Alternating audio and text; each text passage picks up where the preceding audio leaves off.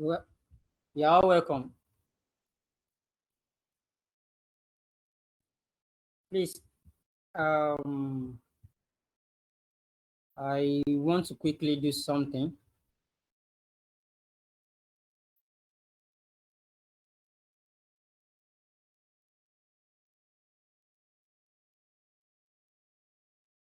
I'm coming, please. Kindly hold on. I do not like all this.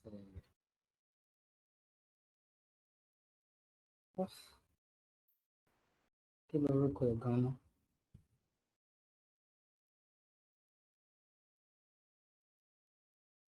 Please just give me like 5 minutes.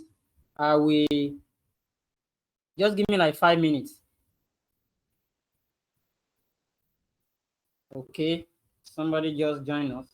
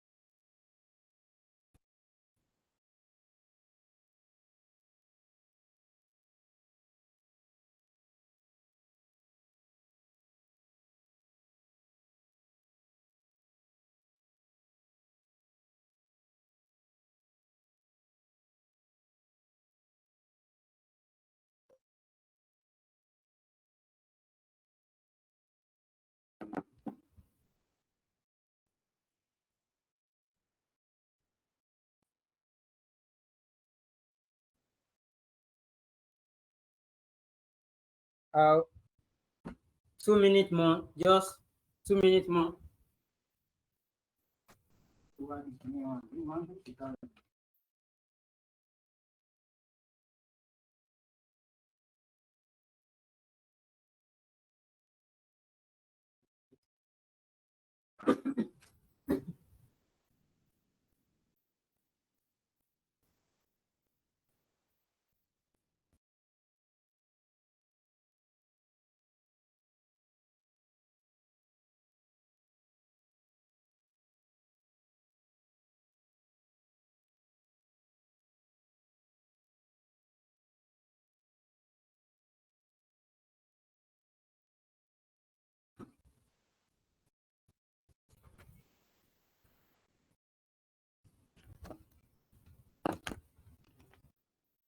Okay.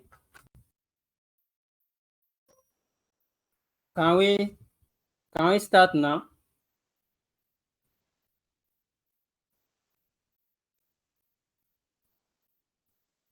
Yes, please. Yeah.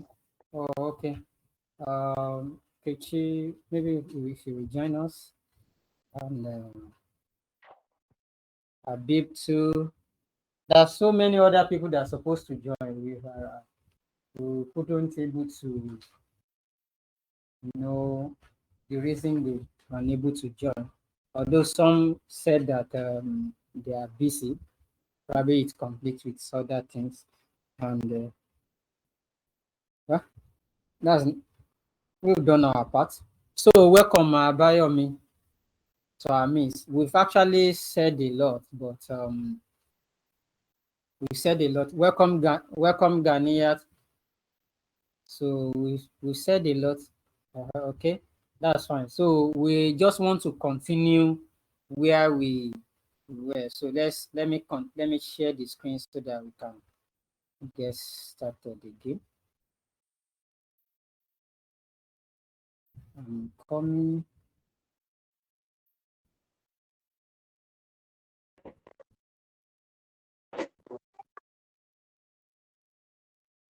This I'm trying to share the screen.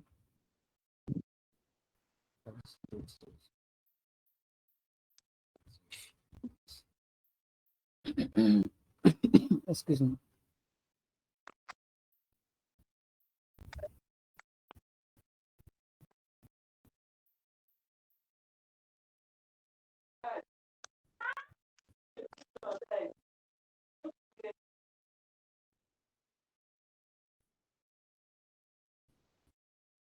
So let's continue. So it seems probably some are experiencing technical issue.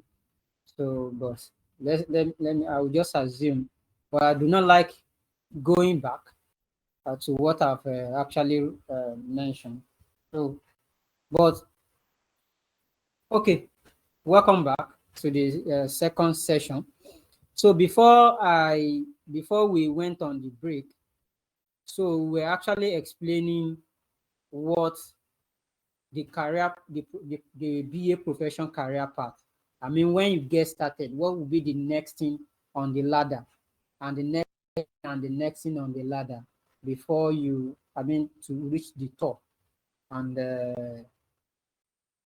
that's what we are covering. So we are the JBA, the Junior Business Analyst. So, and I've mentioned, I cited a lot of practical insights to it, that sometimes you could get a job, particularly in Nigeria, and there might not be anyone to understudy.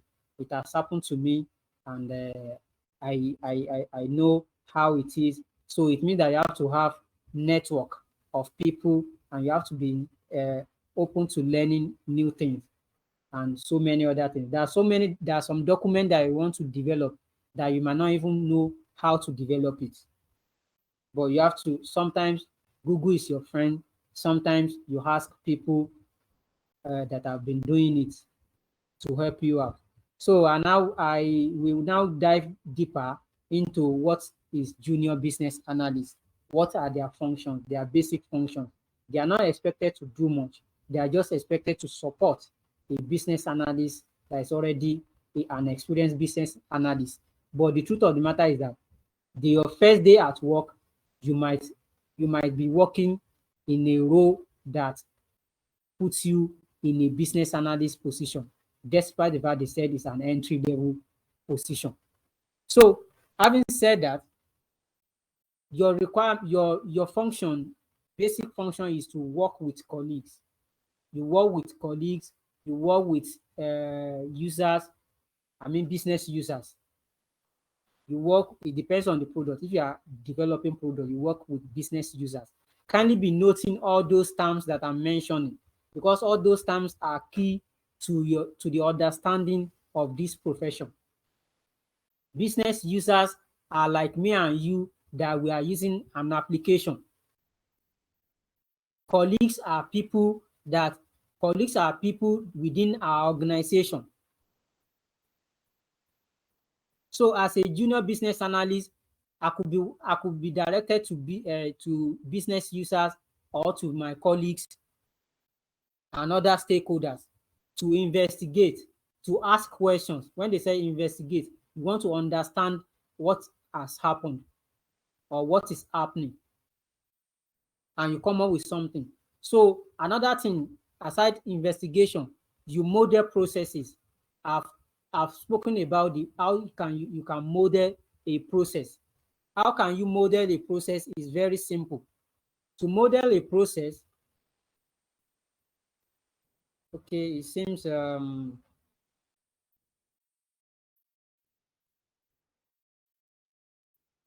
people are having issue to join the second class. I don't know. So when you model a process, when you model a process with like business process modeling tool, which we'll be covering later in the course, you want them to help them to visualize what is happening. If they start from point A, how they going to go to point Z, and what are the other interconnectivity there in this process, in this system. That's what you'll be doing mostly. You'll be using some tools to visualize those things. And you can call it that information flow as well. So that's your basic something. You also help the business analyst probably to get some document done, to get some maybe a venue ready. Imagine a business analyst that wants to conduct a focus group work. So it can't be the one that will be doing this, doing that. You have to support the the person, the boss, to get some things done as required by the work. So that was JBA. That's your role. You could be doing some user requirement too. It depends on who you are working with, and are you the only person there. So developing user story, doing some little wireframing and stuff like that. You could be doing that. It depends. So you just have to open your mind to learning. But the key thing is that you understand the fundamental.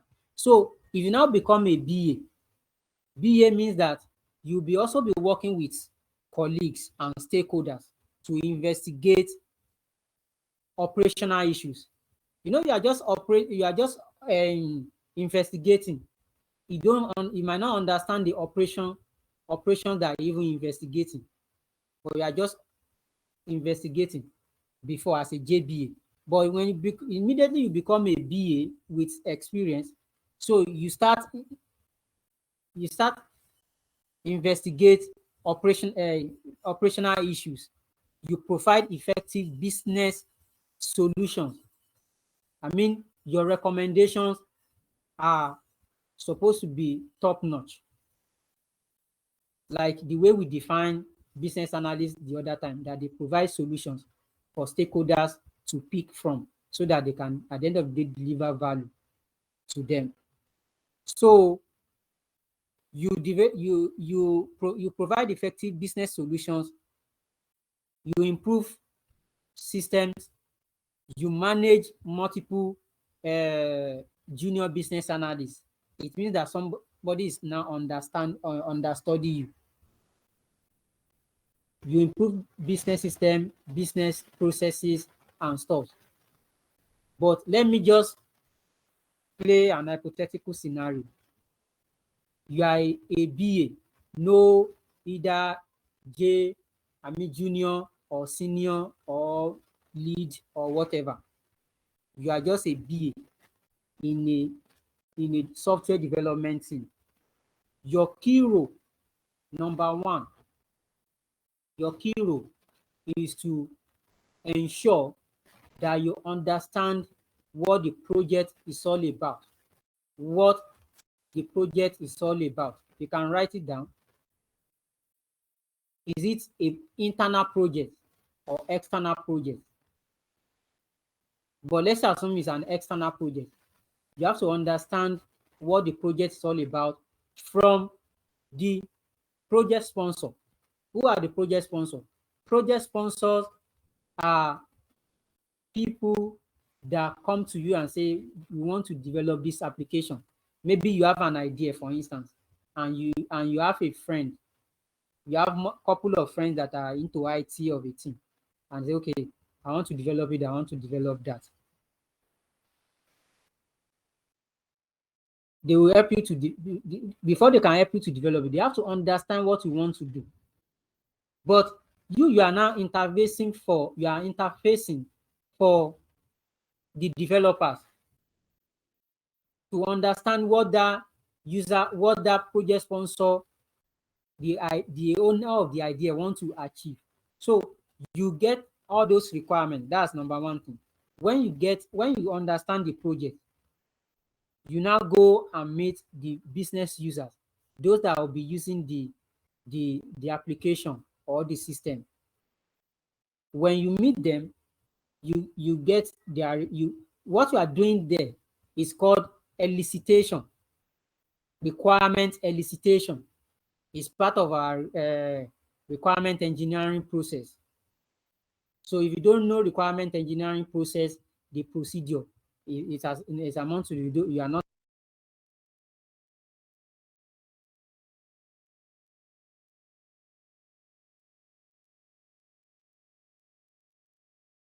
Hello? I can't hear you anymore.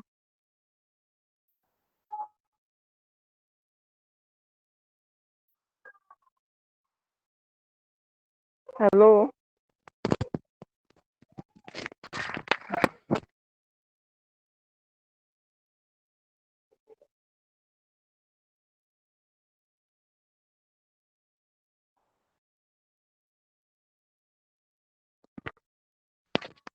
I'm Hello? just trying to, okay, when you, I lost it, it was network, now it's lagged behind. So when you gather the requirement or elicit the requirement as it's usual professionally put, you tend to refine it, get a particular one that needful that you can supply to the development team. After the developer develop, I mean the designer do their thing, the developer code everything. When they before they deploy the application to public use, you have to test the application. So it means that a BA is someone that forms the bridge between between end users and the development team and other stakeholders. You are a bridge, like a bridge where water passes. That is, you are connector between the business users or the project sponsor and the development team. So that is the typical definition of a BA. You form connector, you form the bridge. And if you don't take good information to the other side, there will be error in the project delivery. So having said that, that's the typical BA will do in an IT sector. But in the traditional sector, it varies. It depends on the organization. But most of the time, it's still the same thing, that you still ensure that you understand, you still elicit requirement from somebody that is, if assuming you want to improve a process, the owner of the process has to tell you something. You have to cross check it with the SOP. If you're familiar with it, the SOP of the department, and do some other things. If it is not in line, you ask the process owner to ask for a change of request form. Maybe the process has outdated. Maybe the person is now doing something else entirely different from what is in the SOP. You as a business analyst, you can't just say, okay, oh yeah, write what you are doing now in the SOP. See the SOP as a process being documented.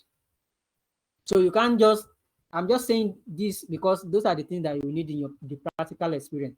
You can't just say, what's it called? You can't say, just change it because you are the process owner.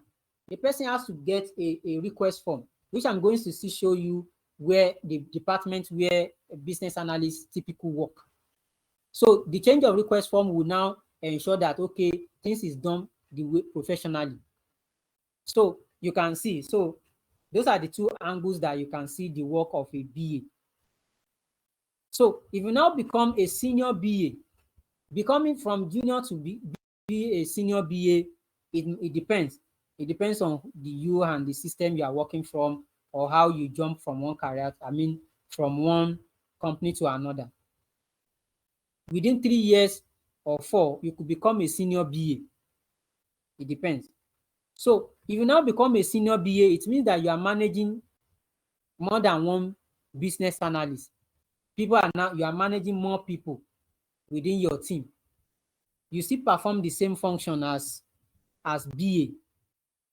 But the only difference is that you manage more BAs, like I mentioned. You manage more people. You tend to learn how to people's management, interpersonal skills, and some other things. So as a lead business analyst, so you become at that point you could become a project manager. So I wouldn't go into more details about that. That one is the pinnacle of your career, and that one could take, like, let's say 15 years to get to. So but the only difference is that when you become a lead BA is that you tend to have in-depth knowledge of the process of the project and everything. So that's just the step. The key thing from this slide is that we just want to show you the ladder and the expectation of the step that you are currently in. So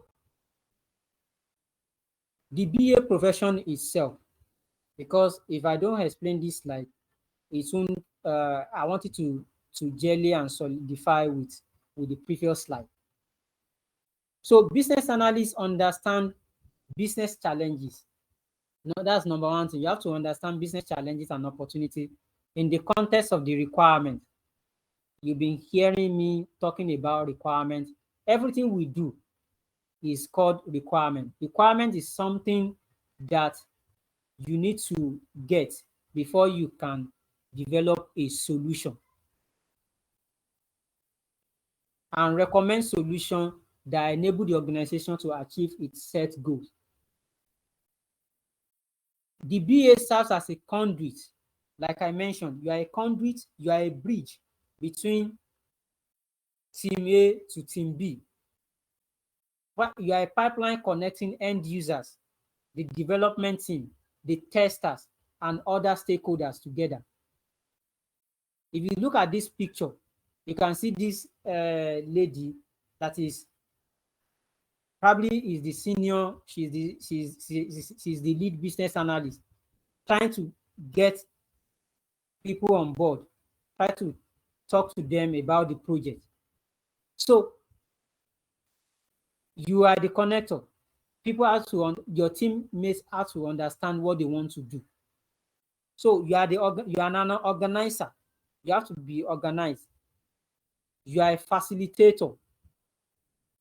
You facilitate interview session, focus group, brainstorming session, and some other. And it depends on the model that you want to go with, what you are going to achieve. Either to use an interview to get your requirement, or to use a focus group, or to use some other method to get your requirement. It could be survey. Let's assume you want to get user requirement from the application is for people in the marketplace. You can't call them online and say they should come and be telling you what they need. It means that you have to distribute a flyer, a survey, to get data from them. I mean, to get requirement from them, rather. Pardon me. So you have to be an organizer, a facilitator, and one of the key things that you need to be a good listener. You must be a good listener. I mean, you must not be talking too much. Listen to other person, hear them out, and when you hear them out, ask another person so that you can compare and contrast what they've told you. So you have to learn how to collaborate. As a business analyst, I've learned this. Even if you are not even a business analyst, you must learn how to collaborate with others to achieve your goal. You have to be a good communicator and a good investigator. All these that we are saying is these are the required skill set, required the expectation of you as a business analyst. So This will now lead us to competencies of a business analyst. If we say, okay, you must have this, you must have that, it doesn't mean that you must have everything on get going. It's something that we all learn on the job or learn in our space. So competencies of a business analyst, we'll be looking at it from three different angles. We'll be looking at it from three different angles, from the business angle, from the behavioral angle, to technical skills. But the core thing is that we must have a mix of the three: the business knowledge, the behavioral skills, the technical skill. So for the behavioral skills and personal qualities, which is our number one discussion, number one area to focus on,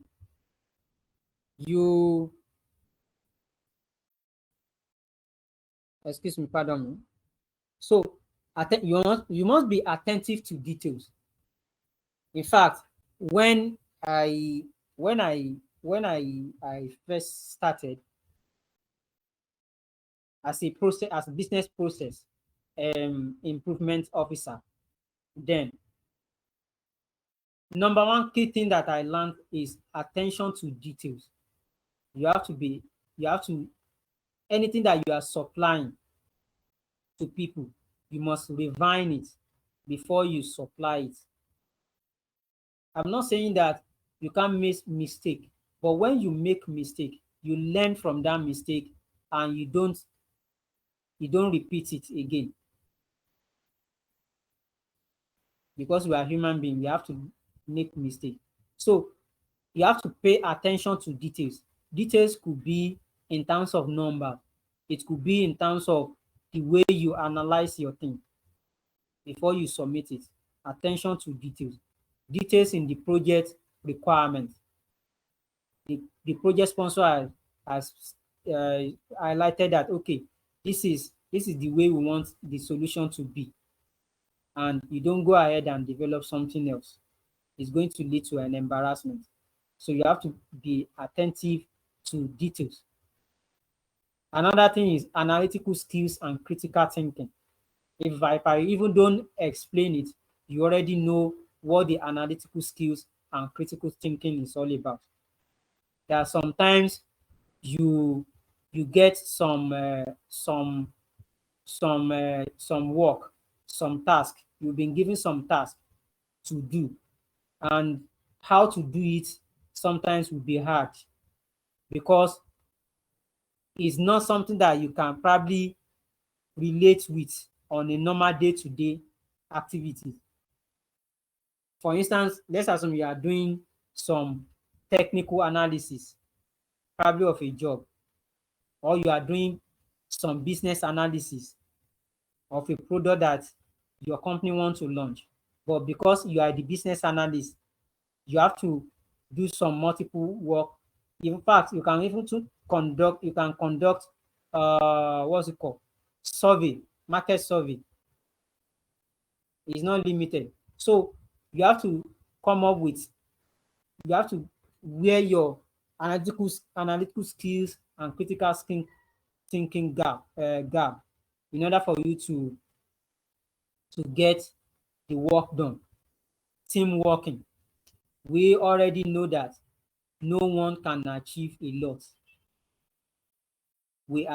Together we achieve more. That's the slogan. So you need to learn how to work within a team. You don't work in an isolation. You don't just work in an isolation and at the end of the day, you now give them requirements. Say, oh, I've done my own part. So you guys should run with it. No, we are in it together. You have to listen to what they are saying, what they do not even say. You have to learn how to work within a team. I can't over emphasize it. Teamwork is one of the key things as a behavioral skill that you need to have as a business analyst. Relationship building and influencing skill. My boss used to say something. If you cannot, yes, we influence people differently. Some people are naturally born to be people's person. I mean, you meet them, they are bubbling, they no dull moments. I'm not saying they are talkative. They are not talkative. It's just their personality is just is something else. Like you yourself, you feel like you want to be with that person. So that person, you could tag the person as people's person. So relationship building and influencing skills, ability to influence others. Because if you don't know how to build relationship, how to maintain relationship, imagine you want to do something as a business analyst in an organization that you meet a lot of people. You will ask questions from a lot of people because you are investigating what is happening within the organization. And if you are the person that your behavior is not in line with what people really will perceive as a good behavioral skill, you won't be able to get your work done. Those are the things that you need to start looking at as part of the foundational knowledge. You won't be able to get your work done because you can't build relationship, because you can't sustain relationship. But I'm not saying you go overboard when it comes to relationship building and influence skill. But ability to ask somebody like, okay, what do you do? What do you do? This is what I do. And after the person ended, okay, and you ask the person, and okay, thank you for your time. I really appreciate, despite the fact that you have a lot of deliverables, you still find your time to attend to me. Thank you very much. I do not take this opportunity, this kind gesture for granted. It could be you could mail the person, or it could be instant. And you ask the person and say, okay, having said this and this and that, who is the next person do you think I can meet that can give me that can give me more details about what is happening, what I'm trying to look for. So the person, it depends on the way the person will perceive you. If the person perceive you as somebody that is relatable, somebody that is good, I mean, in terms of that is people's person, the person will still go ahead and tell you, okay, this is the next person, is in so department, this is his name, this is contact. Oh, the person is not within the organization, the person is a consultant, but you can meet so person. The person the person will give you the contact of the person so that you can take it up from there. So because you need somebody to give you something, a lead to another person. So another thing is communication. You need to learn how to communicate, it's not only about speaking. How do you communicate with your stakeholder? We are going to look at it in the stakeholders management session today. How do you communicate with stakeholders? Is it through written, or through phone, or through any other means? Maybe physical meeting, or online meeting.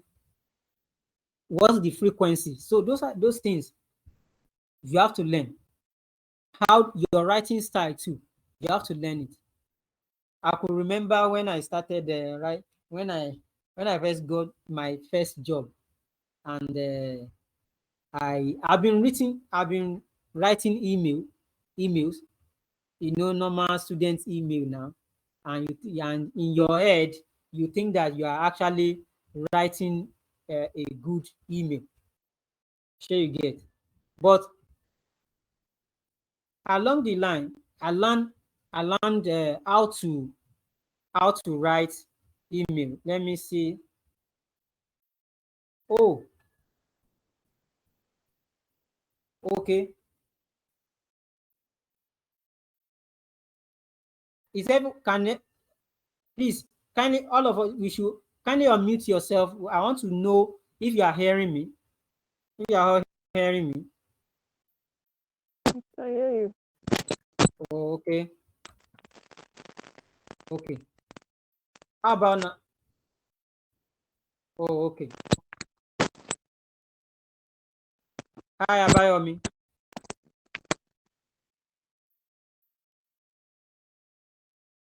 How about now?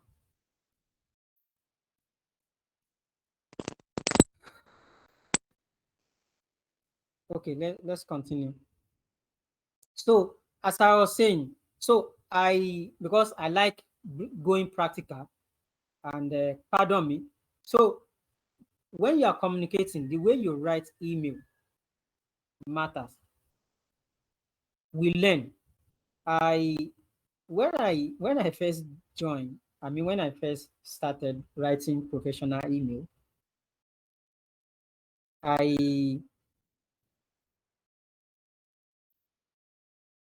I thought that I was writing good email in terms of the way I write, not the content I'm trying to say, in terms of structure. And I was doing my thing. But 2 years to 3 years later, I was now searching for probably a previous communication with somebody, and I saw my email that I sent. I was unable to look at it because it was so poor in terms of organization. So that's communication improvement. Some people doesn't even know they are professionals, so but because they do not even know how to write email, they they the writing an email is a skill on its own. That's a form of communication. They will just write you email the way they feel. So it means that it's something that you need to learn, and you need to your style of communication to your boss or to that stakeholder matters. So because of time, let me try to run. We can't nobody can overemphasize problem solving and self-belief. Problem solving skill. If you don't have ability to solve a problem, it's not only about being a business analyst, it's about being uh, somebody that is working for somebody. If you are somebody that is working for somebody or for an organization, you need to learn how to problem solving skill. You need to have problem solving skill. The mindset, the mindset is now the self-belief. Like I'm going to get this thing done. I must get this thing done. These are the what I can talk about behavioral skills and personal qualities that is needed. Before I move to the next slide, number one thing, be attentive to details. Get the requirements the way the project sponsor wants it. Transfer it to the development team the way they want it. Put it in the Jira or Trello board the way it's supposed to be. Your product backlog and some other things. So be analytical. Don't develop solution, but be analytical. Know that you are not alone. Learn to work together. Build relationship before you need it. Learn how to communicate and your communication style, and have the mindset that no matter how the problem, you are going to get it solved. So all these qualities are needed to become a successful BA. I myself and some other colleagues are still learning all these skills as well. So the technical skills is what you need to work on the job. That's what people will see. Number one is stakeholders analysis and management. Stakeholders analysis and management. How do you analyze your stakeholder, and how do you identify them, and how do you manage them? We are going to look at it later in the course. Your requirement engineering process. If you are a BA and you don't know how to do your requirement engineering process, you are not a BA yet. If you are a BA, if you don't know your business process modeling very well, I mean, not to an high level, but at least ability to use those tools, you are still learning. You are still a learner. Ability to investigate and facilitation. You're able to investigate and do facilitation. You facilitate a session. It could be an interview session, it could be a focus group or brainstorming group, or if just an ordinary review. Ability to manage projects. You manage projects as a solution analyst. You manage the project, you manage people at your own hand, you manage people at the external hand to get the job done. And the last on the list is the data skills. I think Bib asked that question in terms of data. So data skills it can be overemphasized. So you need to have the basic to advance. If you know how to use SQL, you can apply it or you can learn it. But most of the times, it is rare to apply your SQL knowledge. It's not something that is required because you are not the authority there, but you just want to understand what is happening there and be able to use it to get your own job done. That is just it.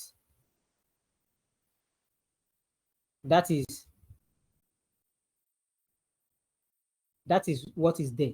So your data skill set, like Abib asked the other time, so is key to your role. So if you have data skill sets, fine. And like we mentioned, you're exposed to multiple domains. And because it's even a fast-paced, what's it called? A fast-paced career. So you don't stay on a spot and say, this is my domain. Any knowledge that is interrelated to what you are doing, you pick it up. But you still have to have it at the back of your mind and say, this is my domain. I'm authority here.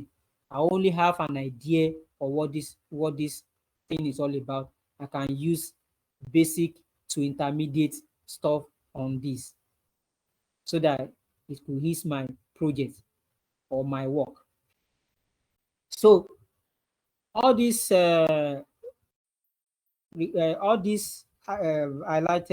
listed skill sets is a must for a business analyst. So we learn on the job to get better at it. So don't panic. Okay, how do I know all these things? I'm not a people's person. I don't know how to manage projects. I don't know how to do this and that. I don't have data skill sets. I don't know how to use Power BI. Even if it is your Excel to advanced level, you are fine. It's a data. It's one of the data skills that is you can use to get your solution across to the other person, or to help your boss to in his presentation. Imagine you are a junior BA being managed by a BA, and the person wants to go and do presentation to the stakeholders on the project that you guys are working on. And you can't expect the person to be analyzing the data and visualizing the data. It is expected of you as a junior BA to have the skills to help the person out. That's where your data skills come in. So the third skill is business knowledge. Business knowledge, you have to be a subject matter expert in something, which is being a business analyst. This is that's your core area, your forte. So when you know that this is my area, that's your core area, you now go ahead to have domain knowledge.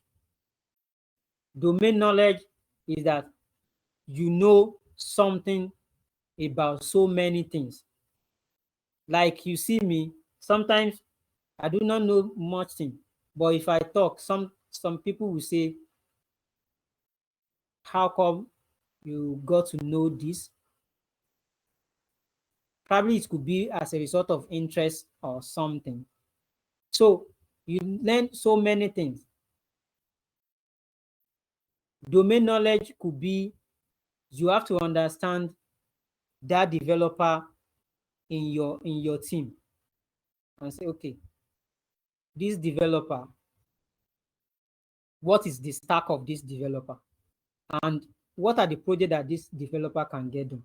I'm not saying that being a developer with a particular stack, I'm not saying that you can't do some other work, but you look within your team because you are interfacing with the project owner, the project sponsor, or the project owner, or whatever you can call them. They are the one giving you money, giving you job. And in your team, that's when it's come to, I'm going to take this one in twos: principles of IT and domain knowledge. For instance, you know that you're in your team. This customer, this client that have come to you, it has happened to me before. This person that has come to you to develop this application wants an enterprise application to get done. And you know in your team that you do not have a Java person, for instance, to build a very robust and well-scaled, in terms of security, architecture, application. And probably the person that you have there, they are PHP guys. Pardon me for that. Or they are, what other stuff? Maybe they are PHP, they are Ruby guys. Ruby on Rails guys.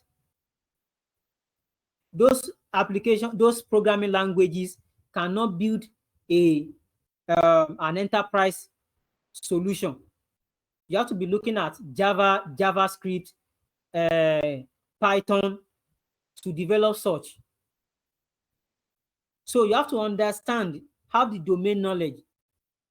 And when you now have the business knowledge, if the project sponsor is saying that, okay, want to develop this enterprise so, but you know that you do not have that in place because they are highly priced. A JavaScript developer is highly priced than a PHP guy or a Ruby on Rails guy. So you might not be able to keep them within the organization. That's you are having a business knowledge. And you can now tell the person that, okay, the project sponsor, and say, okay, we understand your requirement for this application you want to build and so. But these are the things that I want to use it to build this application. And kinikon. You might not go into details because you don't need to expose your own internal stuff. The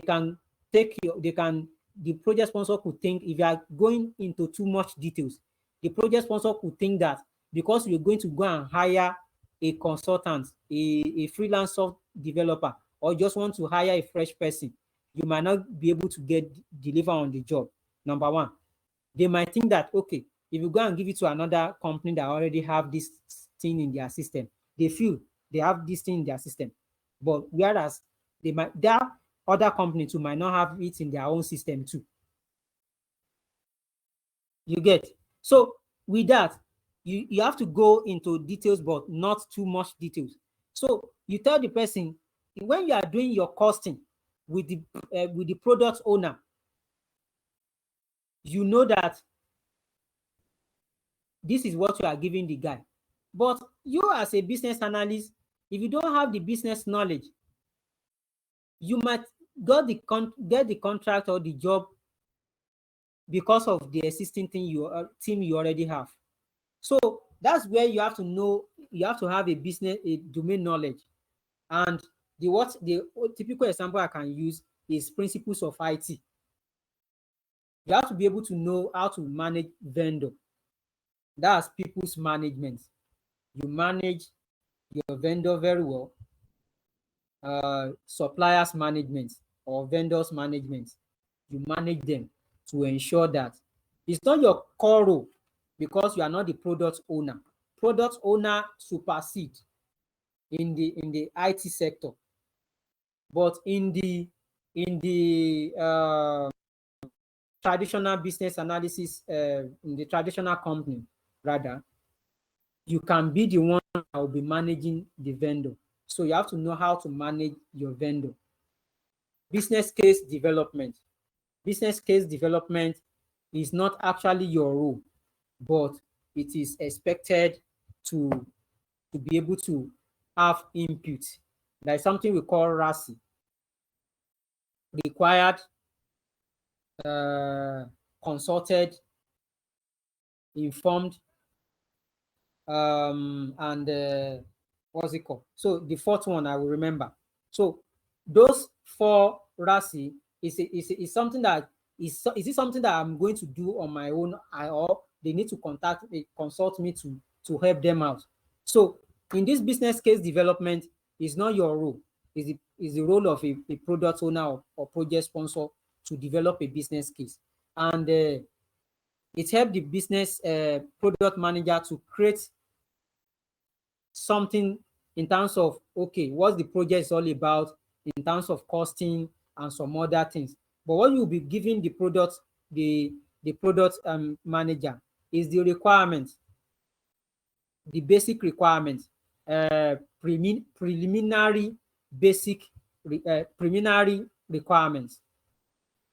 We call it preliminary requirements. That is to say, you've not really start the project, but what you feel that the requirement of the project will be. So that's what will be you try to help the project manager to get done. So those are the skills that are required from a BA, or the competencies of BA they should possess along the line.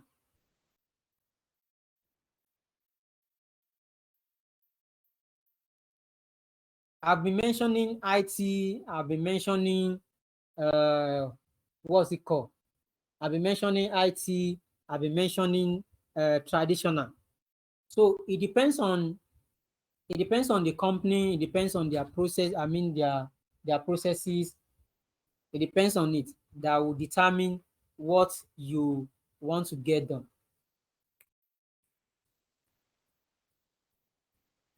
What you want to get done. So you could be a transformation business analyst, or something we call IT business analyst too. You could be a robotic process automation business analyst. That's for those that are already in the RPA sector. You can Google it, RPA business analyst. So it's actually a fast-growing business analyst too. You could be a business process modeling analyst. What you only do, it depends on the size of the organization that will determine the kind of analyst you want to be. You could be a requirement analyst. All you do in your role will be ability to supply requirements for them to use. You could be a quantitative one where you work with numbers, and that one you can say that one could be a financial analyst. So these are the common business analyst role that you could see in job adverts. So where are business analysts needed within an organization?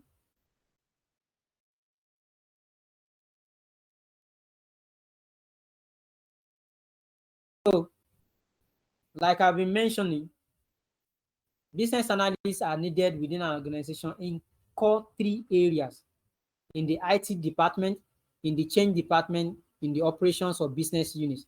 I've been mentioning the IT department. I've been saying it.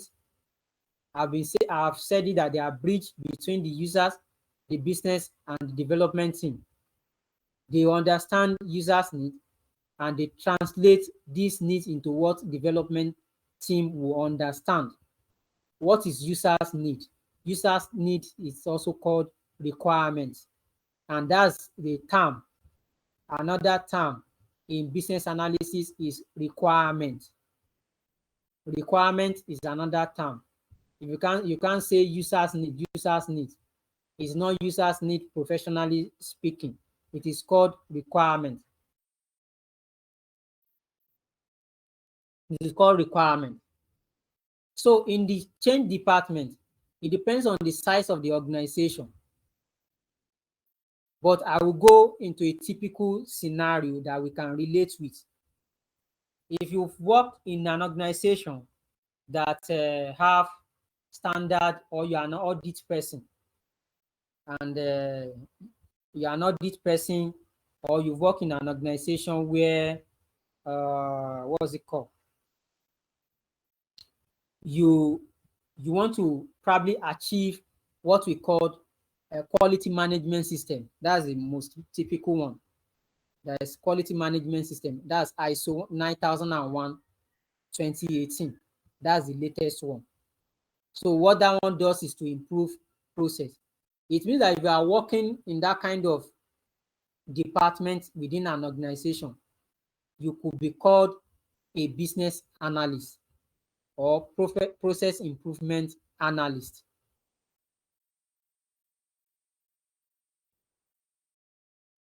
You're right. So with that,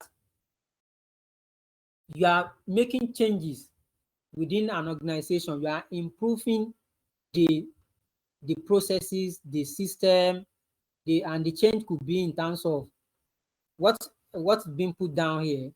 Within the department or unit, you are responsible for business transformation tasks, be it for process, for system change, or just for improvement, or for compliance. Compliance could be external compliance or internal compliance.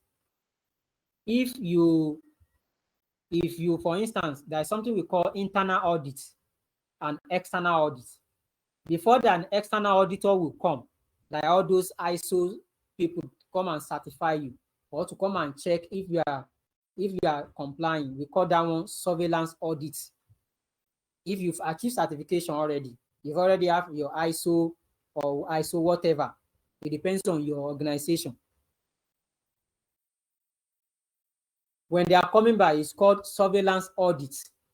They come to do surveillance audit. But before they come, you do your internal audit first. So everything that you are doing is for business improvement. So those one that will be in charge are called business analysts, or change management business analysts, or change management analysts. It depends on the job title that they give you. But you have to understand what you'll be doing. You have to understand the end goal, the result.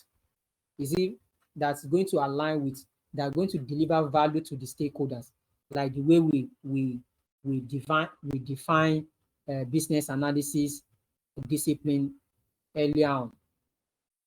In the operations of business units, you agree with me that every organization has something we call the operations department or operations unit. So they are the ones that carry out the day-to-day activities of the business. So you could be there.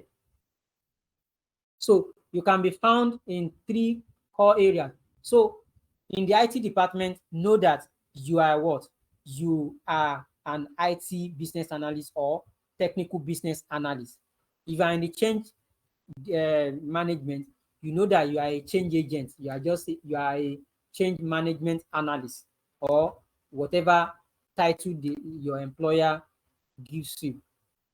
If you are you are in the operation or business units or sub-unit one, if you are working there, know that you are specially called business analyst, and that one will be relating to day-to-day activities of the business and some other things. And you could be doing some other probably number or financial something. So these are the 3 key areas that you can find them. Earlier to what I mentioned in terms of you can be transformation, you can be business process modeling and stuff like that. These are the 3 key areas you find a business analyst in an organization or in a corporate sector. So I wouldn't know, maybe we should proceed to this stakeholder analysis and stakeholders management, because this will be the last part of the presentation for today, and we are already at 25 minutes to 3, and it means that we're having. Should I go ahead? Let me know you guys' opinion, or we should have a break of 15 minutes. So that I think I need a break to digest what you thought. What do you say? I said I think I need a break to digest what you thought. Okay. Okay. Any other opinion?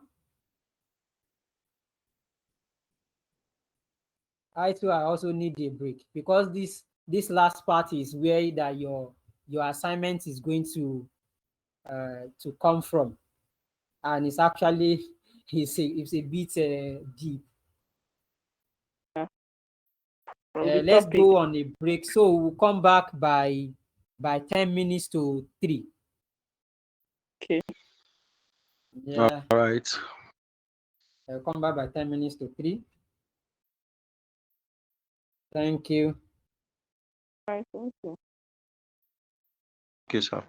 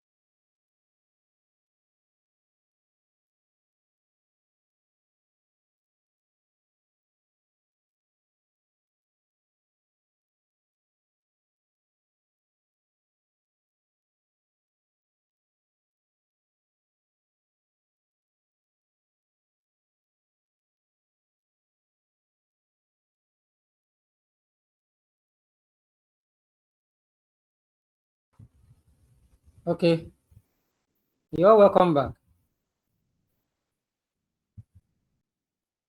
So let's continue because of time so that we can finish this session as soon as possible.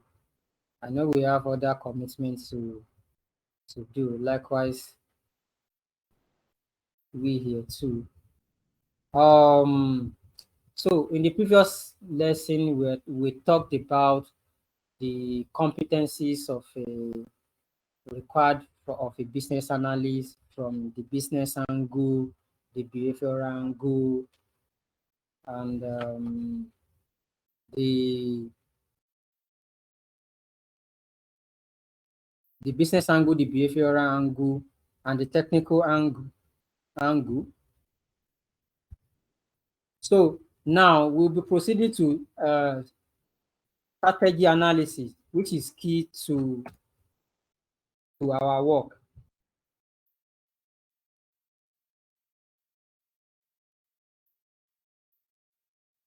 Sorry, I just want to know if you can hear me so that I can proceed.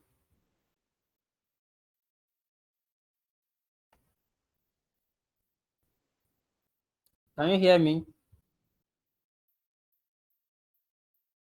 Hello? Yeah, I can hear you. Oh, okay.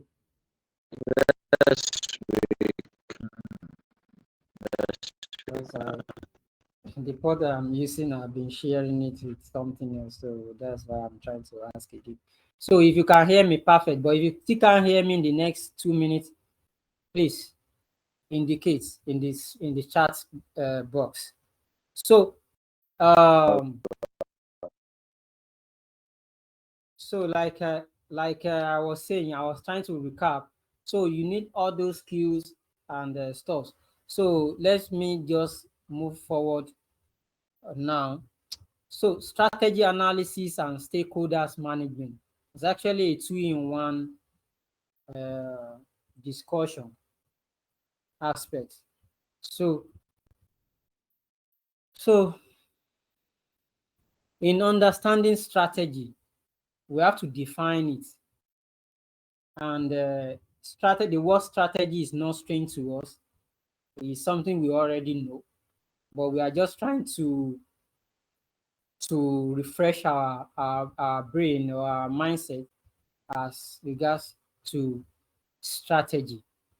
Everyone use strategy in life, either in their normal life, in their business, in their dealing with people. They use strategy in getting things done. We use strategy. Probably if you want to get something done faster, use some strategy.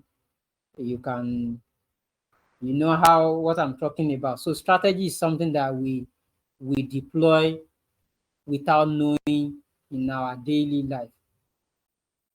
And according to this study, this from a study by Johnson, Scholes, and Whittington in 2008, they define strategy as a direction and scope of an organization over the long term, which achieves advantages for the organization through its configuration of resources within a changing environment and to fulfill stakeholders' expectation. I'm going to break it down. It's something that we deploy. A strategy is something that we deploy as, okay, this is where we are going to. This year, our strategy, we call it corporate start. Sometimes we call it for the entire organization, it is called corporate strategy or strategy goal for year 2022 or strategy goal for so year. So every year, year in, year out, every organization come up with the strategy for the year. Most of the times, they will organize a strategy session at the beginning of the year, where each department and process owners will sit down, present the previous year and what they would like to do for the organization, their strategies for the organization, and how that should be in line with what the organization has set to achieve. So you don't come up with your own strategy that is different from what the entire has achieved. So it has to be to align with the corporate goal for that year. So having mentioned that, there is something that we set at the beginning, either of the year or of the project, and say this is where we are going to go. This is the way we are going to handle this project.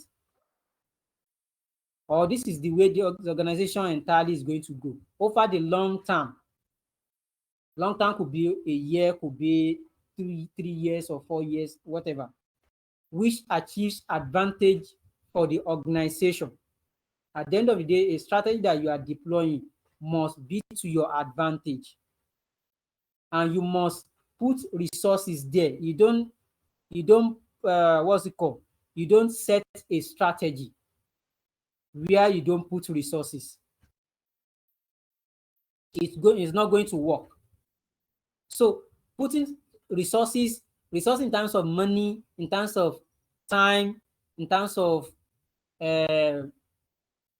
personnel, and some other things, it has to be put in place. And you know that business environment changes. And at the end of the day, if you are able to do this, you're able to set direction, you're able to put resources. At the end of the day, you should be able to achieve your set goal. Like in the case of corporate strategy, it could be to achieve 30% increase in revenue while we are delivering excellent services. I think just a typical scenario, a typical corporate goal is that one. So, but you can't just say you want to achieve 30% revenue without putting resources there. So it's a strategy. So if it's now a strategy, and question that if you want to now understand strategy, like I mentioned, all of us in our daily life, we deploy strategy to do whatever we are doing as individual. But now, when it comes to an organization, you cannot just wake up one day and deploy a strategy. It means that either the owner of the business or the senior management team, or what we call management team, or those that are ahead of you, those that you take resources, you take directives from, those are the ones that will set the strategy. So now leads to the next slide. Strategy is all about direction or goal setting. This is what we want to achieve. It's been set by the top management. This session, I want to remind you all that this session is a course on its own. As in, it's a course on its own. Strategy. If you agree with me, you all know that this is a course on its own. But we are just trying to relate this because it's needed as a business analyst. You can't get your project delivered without deploying some strategy, and your strategy and tactics should be aligned with the business goal. So it's most of the time it's being set by the top management, but it's just being executed by the business unit and some other functional units. It is what every organization should be doing, no doubt about that. If you want to remain competitive in the market, you have to be setting goals. I mean, your strategy, your goal, the strategy, how to achieve those goals. So, if it is now being set by the top management or the business owner, it has steps. There are strategies that are being set at the corporate level. There are ones that are being set by the business unit. There are ones that are being set at the operational unit. But whatever that is being set at the business and operational unit has to be in line with the corporate strategy or corporate goal.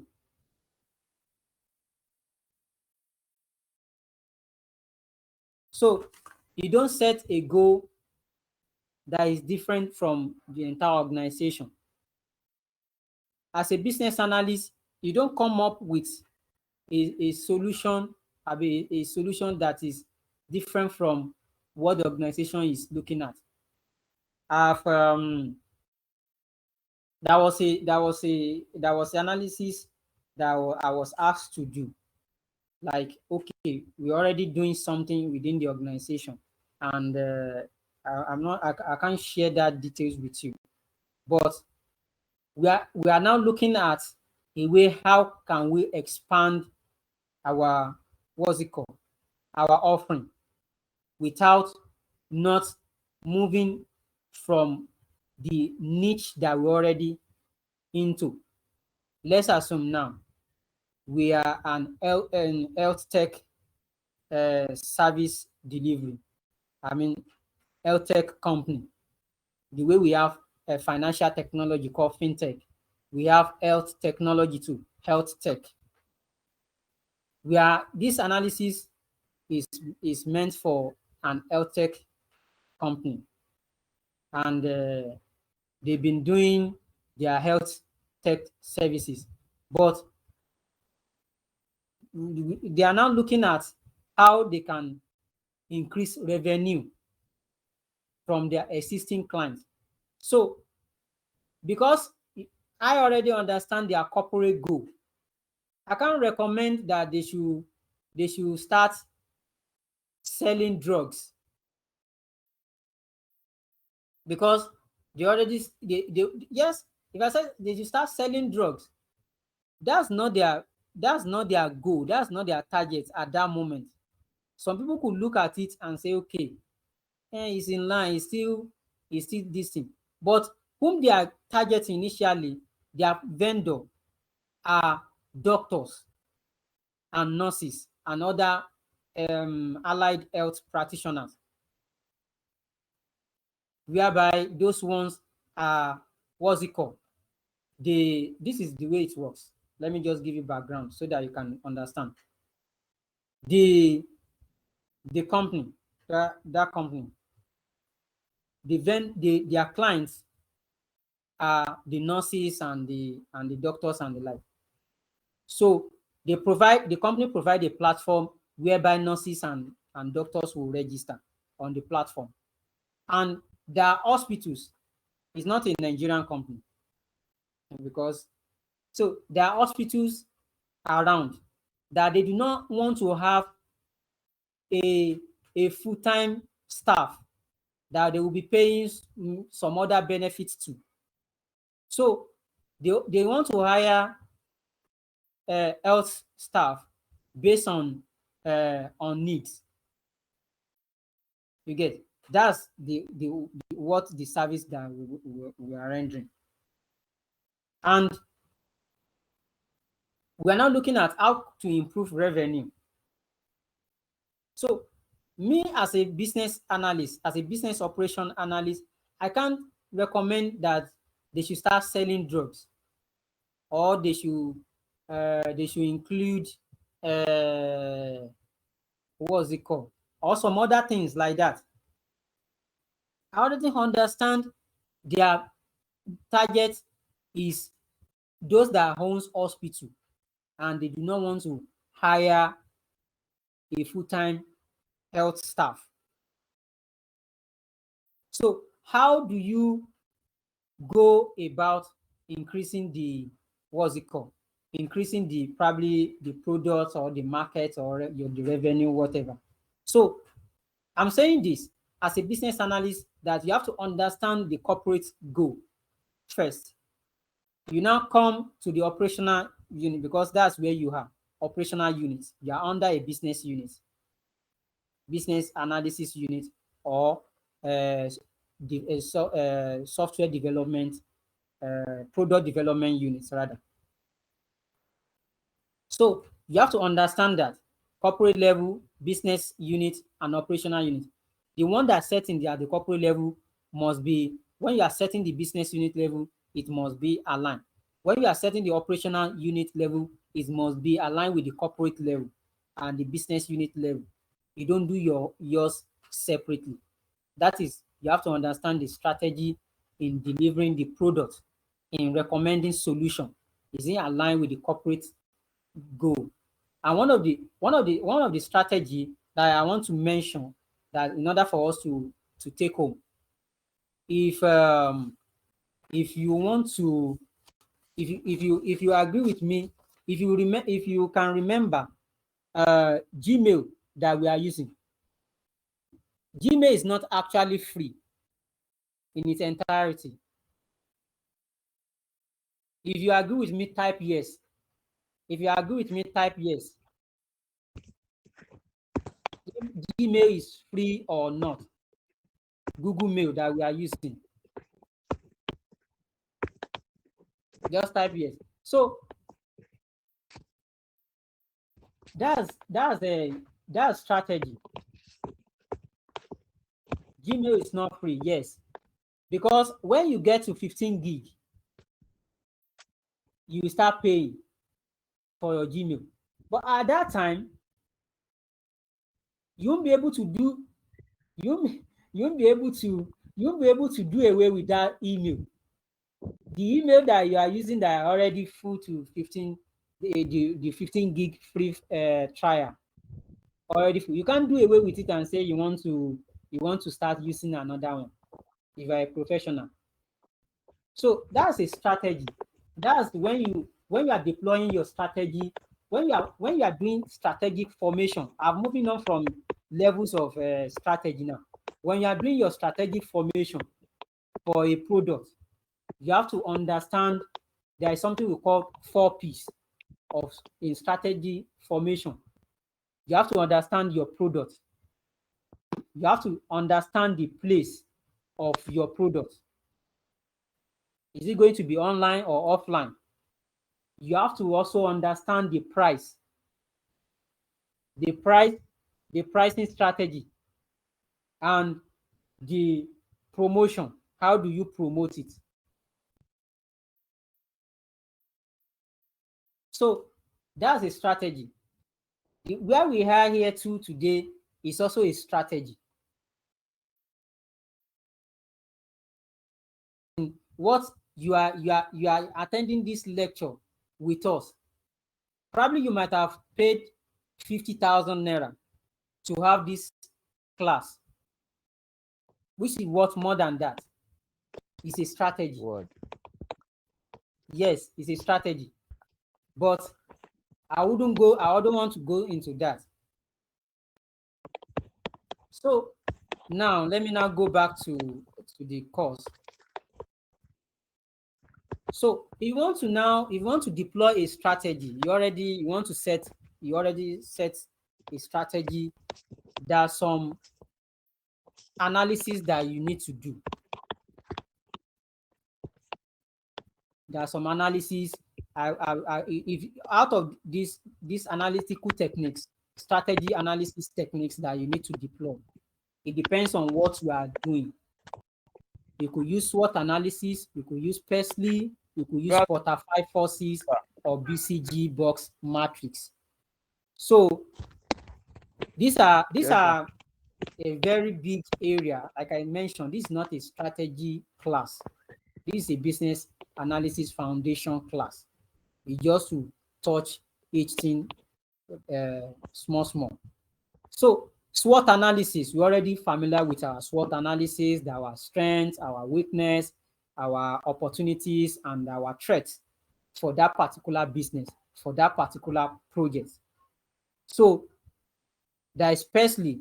PESLI, I'm so interested in this PESLI for this class for one reason, which I'm going to tell you later. PESLI is, you could be looking at political, environmental, social, technology, legal, and environment, or economic rather. You have to, when you are coming up with a project, you have to, or a strategy or a product, you have to look at this analysis, the one that applies to the situation, you use it. I've actually used SWOT, I've used PESLI, I've used another one that is not here, is called Ansoff matrix analysis. No, sir. Ansoff matrix analysis. So in deploying your strategy, SWOT analysis is number one. You can use them. So in the next slide now, I'm going to play the SWOT analysis video for us to see. So after that, I will play the subsequent one. But the Ansoff matrix is not here. You can Google it.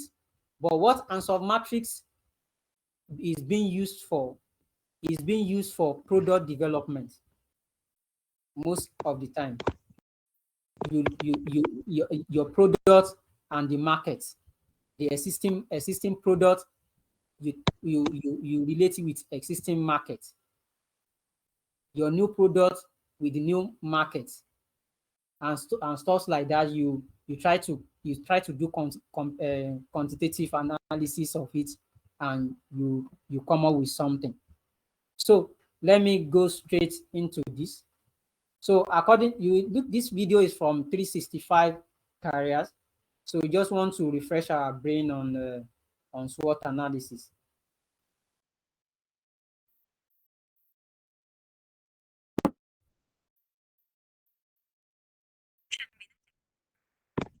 The company will examine is Starbucks, the well-known U.S. coffee company and coffeehouse chain. It was founded in Seattle in 1971 and operates in several countries around the world. Let's start with the company's strengths. First, almost everyone knows its brand, right? So it definitely has a strong brand recognition. Starbucks has been proclaimed the most recognized coffee brand in the world, quite an advantage regarding other companies in the industry. The firm's brand is one offering of a differentiated product to customers, which is coherent with its strategy and pricing. Clients have expressed they love the atmosphere in Starbucks coffee houses. They can use free Wi-Fi and enjoy the coffee drinking experience to the fullest. The company owns thousands of outlets around the world, and its clients can find it even when traveling overseas. That's a strong advantage, as it ensures loyal clients can remain such even overseas. And finally, Starbucks supply chain management ensures the quality of coffee served to customers is excellent. The company chooses its suppliers carefully, which improves the quality of its products and ensures clients receive a super coffee experience.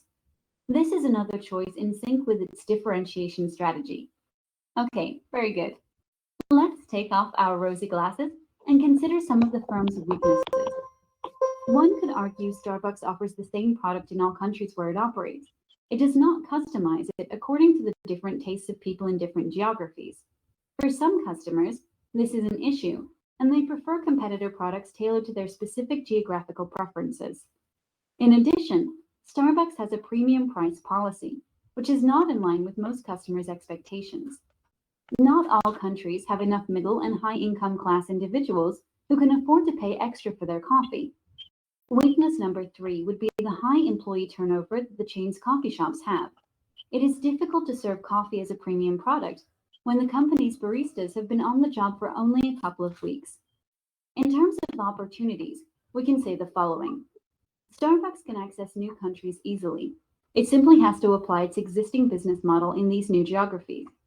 Emerging markets can be a great source of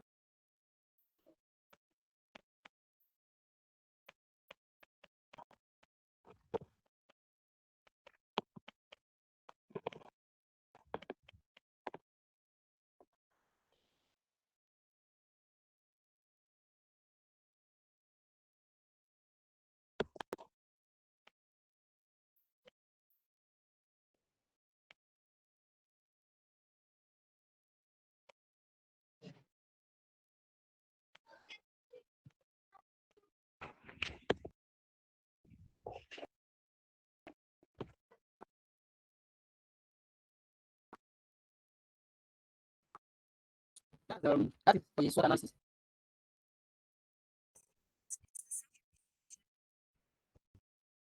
Most of its outlets are located.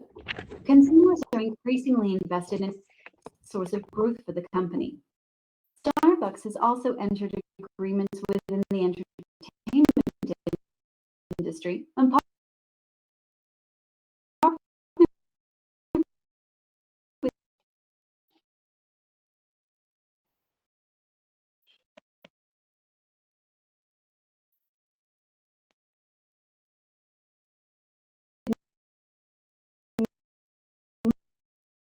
movie producing companies. That can be a great opportunity for the firm too.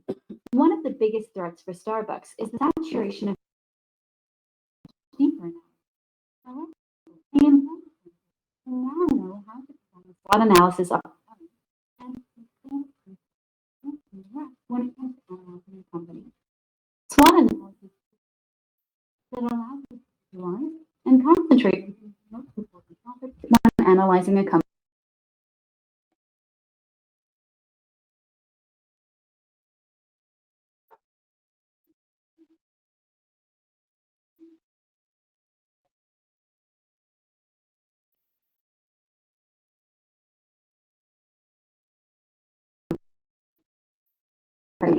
This will do for now. Okay, let me replay it. Let me replay it so that you can all hear.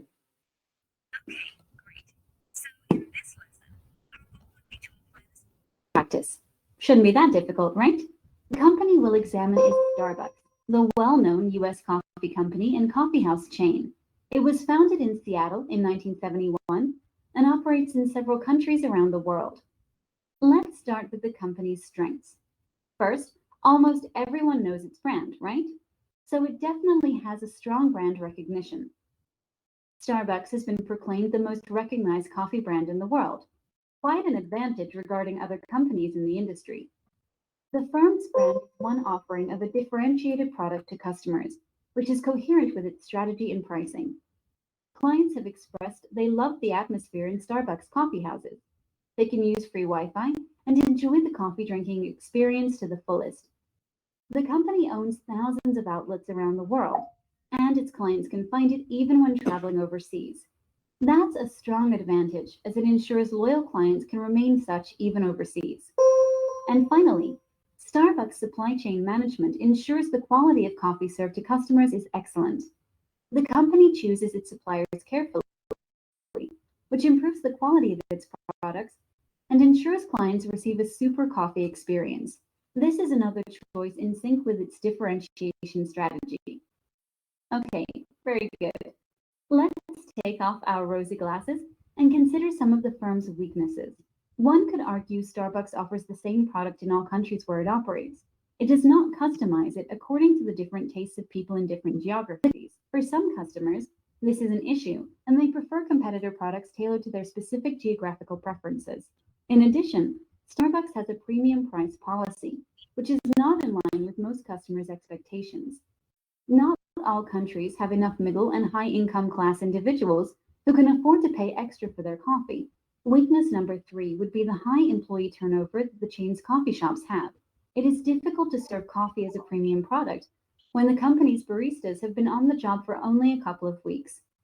In terms of opportunities, we can say the following. Starbucks can access new countries easily. It simply has to apply its existing business model in these new geographies. Emerging markets can be a great source of growth for the company. Starbucks has also entered agreements within the entertainment industry and partnered with movie producing companies. That can be a great opportunity for the firm too. One of the biggest threats for Starbucks is the saturation of the American market, which is where most of its outlets are located. Consumers are increasingly invested in healthier lifestyle, and some substitute products are better positioned to capture the attention of the health-conscious clientele. Okay, we'll stop here. This is what a SWOT analysis looks like in practice. The depth of the observations included in the analysis depends on the information we have about the company. I'm sure an industry practitioner would be capable to prepare a much deeper analysis. However, the important point is you now know how to perform a SWOT analysis on your own, and you can distinguish the important questions from the rest when it comes to analyzing a company. SWOT analysis is a great tool that allows us to visualize and concentrate on some of the most important topics when analyzing a company. This will do for now. Thanks for watching. Okay, that's the end for the SWOT analysis. I hope this video refresh our brain as regards to SWOT analysis. Let's go to the next one.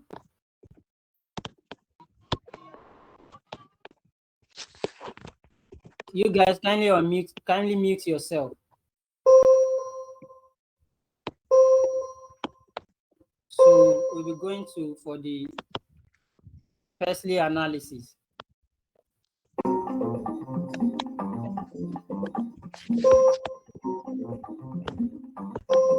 A PESTLE analysis is a management framework and diagnostic tool. The outcome of the analysis will help you to understand factors external to you.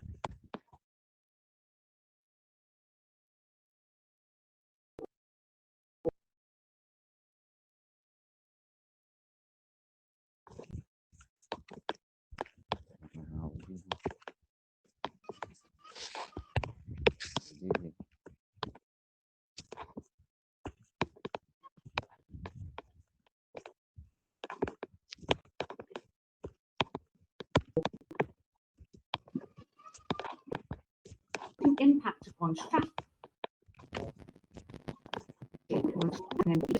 social, technology, legal, and environmental.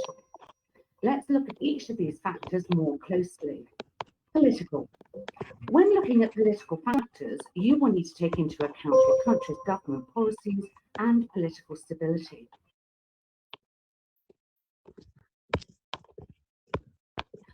Other factors include tax implications, agreements, and restrictions. Economic.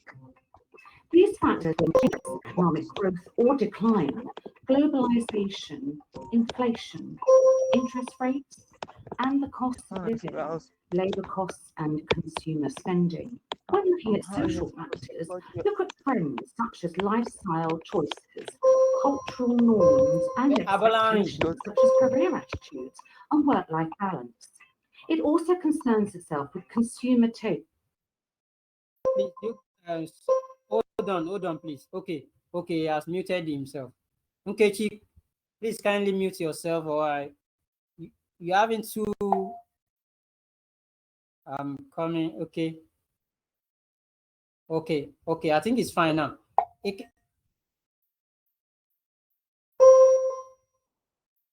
So let me play this one.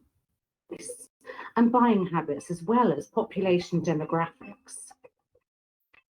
Technology has grown exponentially. How is your business responding to technological innovation in your products and services? Other technological advancements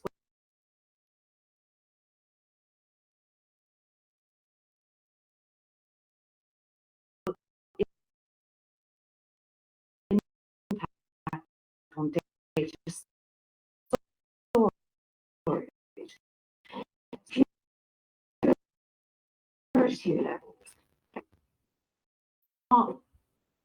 Automation in the legal landscape are constantly changing, especially here in the UK. Employment labour law and employment tribunal decision practices continuously. It's also important to keep up to date with all changes in legislation and, of course, health and safety regulations. Environmental. Does your business have a direct impact on the environment? Political sanctions now govern carbon emissions.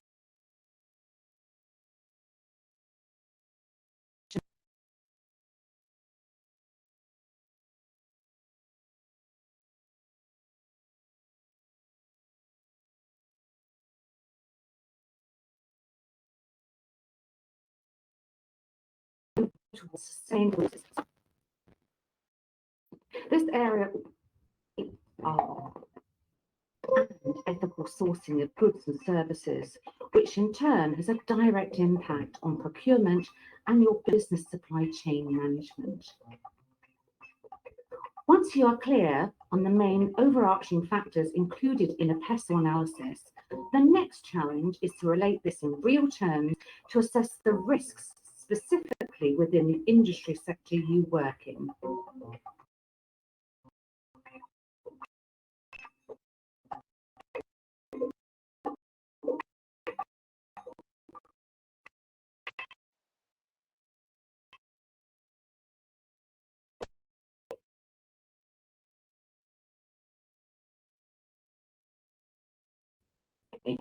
Artificial intelligence.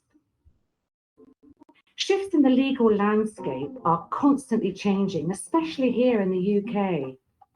Employment labour law and employment tribunal decisions into working practice in Europe is keep up to legislation, regulations, and the environment. Political sanctions now govern carbon emissions and a move towards sustainable resources, such as wind turbines and recycling. This area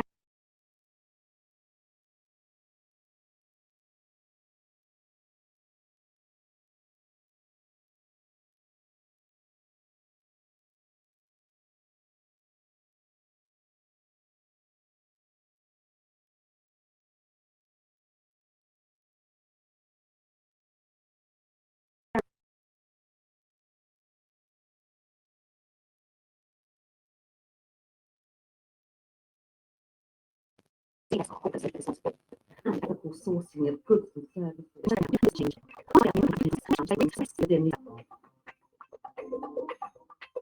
So before I play the remaining two videos on this strategy analysis techniques, I just want to charge us to think what in PESTLE they mentioned legal, economic, political, and other areas.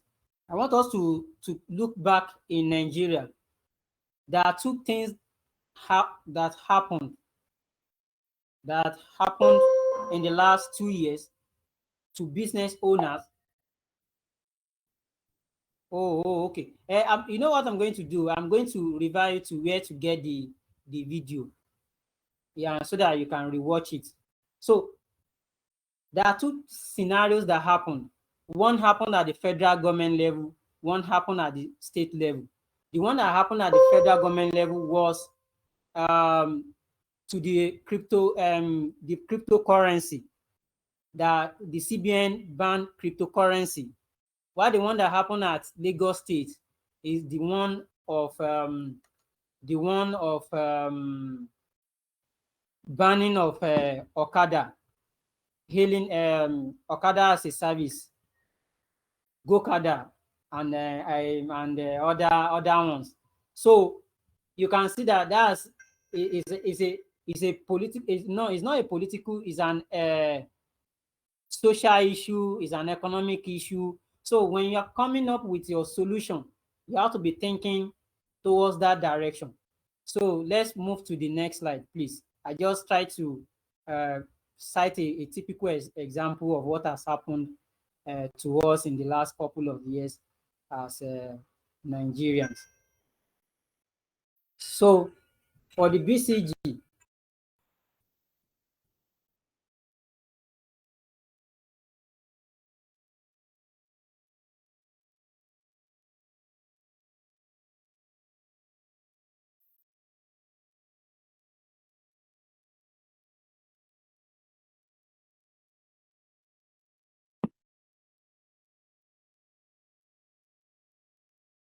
individual investors often wish to diversify their investment portfolio with some pertains to the mix of strategic business units advantage.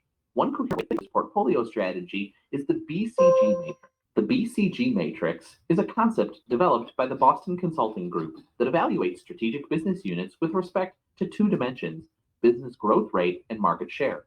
Business growth rate pertains to how rapidly the entire industry is increasing. Market share defines whether a business unit has a larger or smaller share than competitors. The combinations of high and low market share and high and low business growth provide four categories for a corporate portfolio. Boston Consulting Group matrix classified its business units as cash cows, stars, question marks, or dogs. The cash cow exists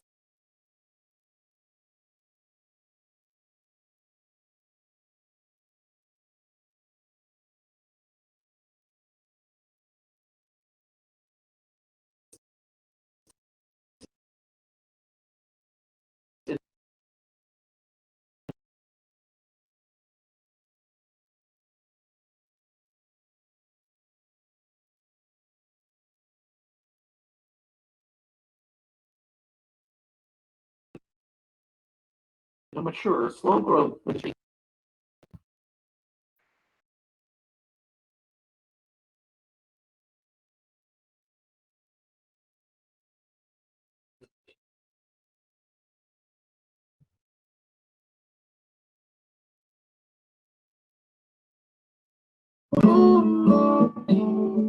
As cash cows, stars, question marks, or dogs. The cash cow exists in a mature, slow growth industry, but isn't a dominant business in the industry.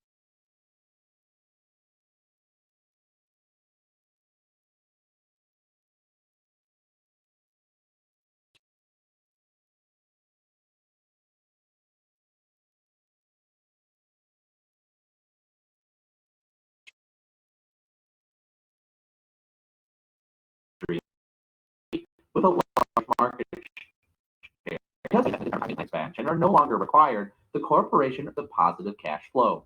Riskier businesses. The Star has a large market share in a rapidly growing industry out into the business as an investment for future growth and profits. The Star is visible and attractive and will generate profits and a positive cash flow even as the industry matures and the market growth slows.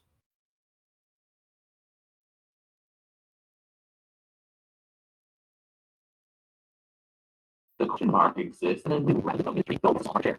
It could become a star or it could fail. The corporation can invest the cash earned from cash cows and question marks with the goal of nurturing them into future stars. And then there's the dog, which is a poor performer. It has only a small market. The dog provides little profit for the organization and may be targeted for divestment or liquidation if turnaround is not possible. The BCG matrix is a simple tool for understanding and analyzing business strategy and formulating appropriate management plans.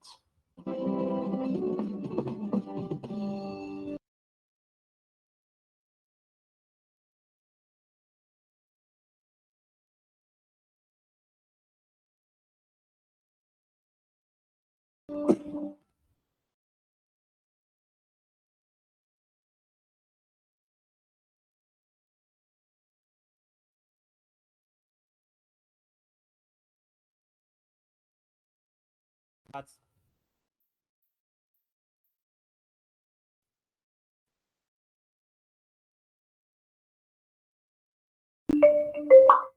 Most people think of business competition as a tug of war between rivals, with each competing for more sales or market share. But according to Harvard Business School professor Michael Porter, competition is more complex than that. It's not about who's the biggest. It's about who is the most profitable. And profitability is defined by 5 competitive forces. Let's start with your buyers or customers, who would always be happier to pay less and get more. In the airline industry, price competition is fierce because so many travelers just want the cheapest flight. Then there are your suppliers, who'd ideally like to be paid more and deliver less. Powerful suppliers will use their clout to raise prices or insist on other more favorable terms. A third source of competition comes from substitute products or services that meet the same basic need you do. These aren't always obvious rivals. The toughest competitors may come from different industries. New entrants can also create tension. For instance, Southwest Airlines challenged the industry by flying just one kind of airplane, reducing costs and allowing it to offer better ticket deals. This pushed other carriers to spend more to retain their customers. Finally, you still have to fight your existing rivals, and intense competition reduces everyone's profitability. The major airlines have been in this position for years, forcing them to defend increasingly narrow profit margins. with fees for exit row upgrades, checked bags, even snacks. These 5 forces define every industry structure and shape your company's future.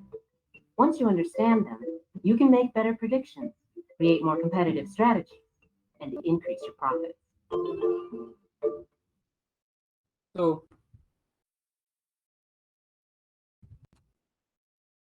So that comes to the end of the videos. So when you already, so the essence of the 4 video clips rather, is to show us the strategy techniques that we can use. If you don't forget, where we left was strategy analysis technique. How can you come up with strategy? What are the tools that you can use? So it depends on the strategy, on the problem you are going to solve, that will determine either to use 1 or 2 of these strategies. And like I mentioned, there is another one called, there are so many strategic techniques that you can use, but these ones are very common. Another one that I've used before is Answer Matrix. You can check it yourself. So having watched these 4 videos, 4 video clips rather, so let's look at how can we implement this strategy. That's when you already come up with a strategy, you are a business process analyst. You've come up with a strategy that, okay, this is the way we are going to improve our process or our system. You can't just leave it at that stage. You have to implement what you've analyzed. It's as if you are analyzing your strategy. That's the interpretation. Okay, I should go back to the okay, let me go back to the slide. Someone want to see this slide. Okay, this is the slide. So SWOT analysis, Persley analysis, Butterfly forces, and BCG box matrix. So here are the 4 techniques. So we will soon round up the class. So when you already pick 1 or 2 strategic techniques to analyze the solution, the existing problem, to come up with solution. Like, I don't want to go back to the explanation that I did earlier in terms of an LTech company that I mentioned. So you can use 1 or 2 to come up. So when you now already get your strategy, either in product development, either you are doing your competitive analysis, how can you implement it? So that's when you now come to this McKinsey 7S model, or McKinsey 7S framework that is telling us that, okay, if you want to implement a strategy, there are some 7 core areas that must be present before it can function. And some are hard strategy, some are soft strategy. The hard ones are the ones that are up, while the one are the one below are the soft strategy. So this McKinsey 7S framework is actually, it helps you to strengthen the ideas that you want to implement. And most especially, it works mostly during the change management. You can see that this is a change management one. When you want to improve a system, a process, or the way people work, as a change management business analyst, you have to come up with this. As a this ISO guys that I mentioned earlier, I cited the example within an organization. You have to know all this. So strategy is number 1. Structure is number 2. There should be a structure in place. What I mean by structure, organizational structure, that should be in place, that will be able to absorb such a strategy that you are implementing. Systems. There should be system in place. System is something that we cannot see it, but in an organization, we believe that there is system in place. System could be the way we do things, process one way or the other, the way we take order, and it's being related to structure as well. When and the upper one, the strategy, the structure, and the system are meant for the management to decide on. If you want to implement, you want to introduce a new system or improve system, if these things are not there, it won't be able to work. It could work, but it might if the soft one are not there, it could work, but it won't work very well. But the upper ones must be there. There must be strategy in place, there must be structure, there must be system. Because there are structures in an organization, that's why we are working there. Because there are systems in place, that's why we are working there. The skills, if you are implementing a skill, if you are implementing a strategy as a business analyst that is helping the management to upgrade or to update their system, you have to be able to analyze, are people with the right skills on in-house on board? Do this in terms of the customer support service stuff that I cited as an example earlier on, you now implement as a business analyst. At the end of the day, you now implement a software like Zoho Desk that I mentioned. That kind of implementation, you have to ensure that do we have in-house people that can use the software, or we need to go and train them? That's the skill. You evaluate the skill before you implement that strategy. The staff, do we have no adequate number of staff in this unit or in this department? The style, how are we going to deploy this strategy, this change that we are bringing on board? The change is that, okay, we've been before COVID, we were working 9 to 5 days in a week on site, but now it's now hybrid. Today I will be in office, tomorrow I will be at home. So that kind of scenario, okay, you now decide that, okay, you are no more doing, because COVID has gone, you want to now implement the old way, the old normal back. So which style are you going to use? Which leadership style? When we talk about style, we are talking about leadership style or the implementation style. Is it going to be a tough, caring one, or a tough, cohesive one? Is it the one that is going to be subtle, that people will just do the thing, or you have to like shakara? Pardon me for that. I mean, you have to do a kind of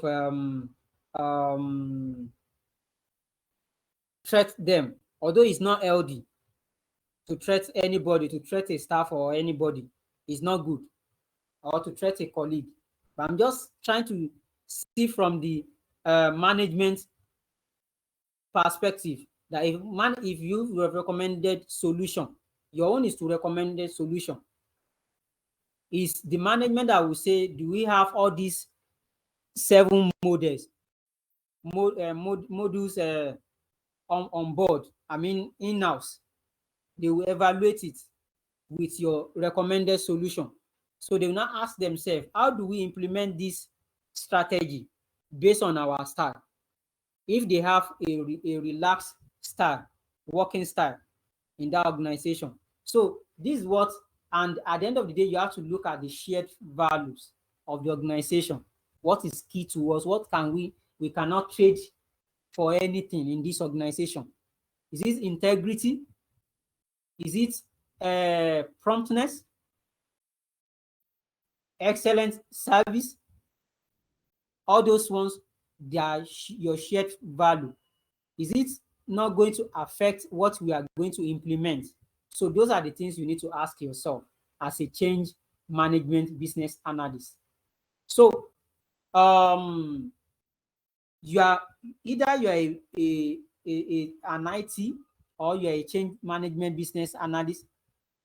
You have to, any project that you are working on, either project for system, project for process improvement, application development, you have to start asking yourself, who are the stakeholders within my project,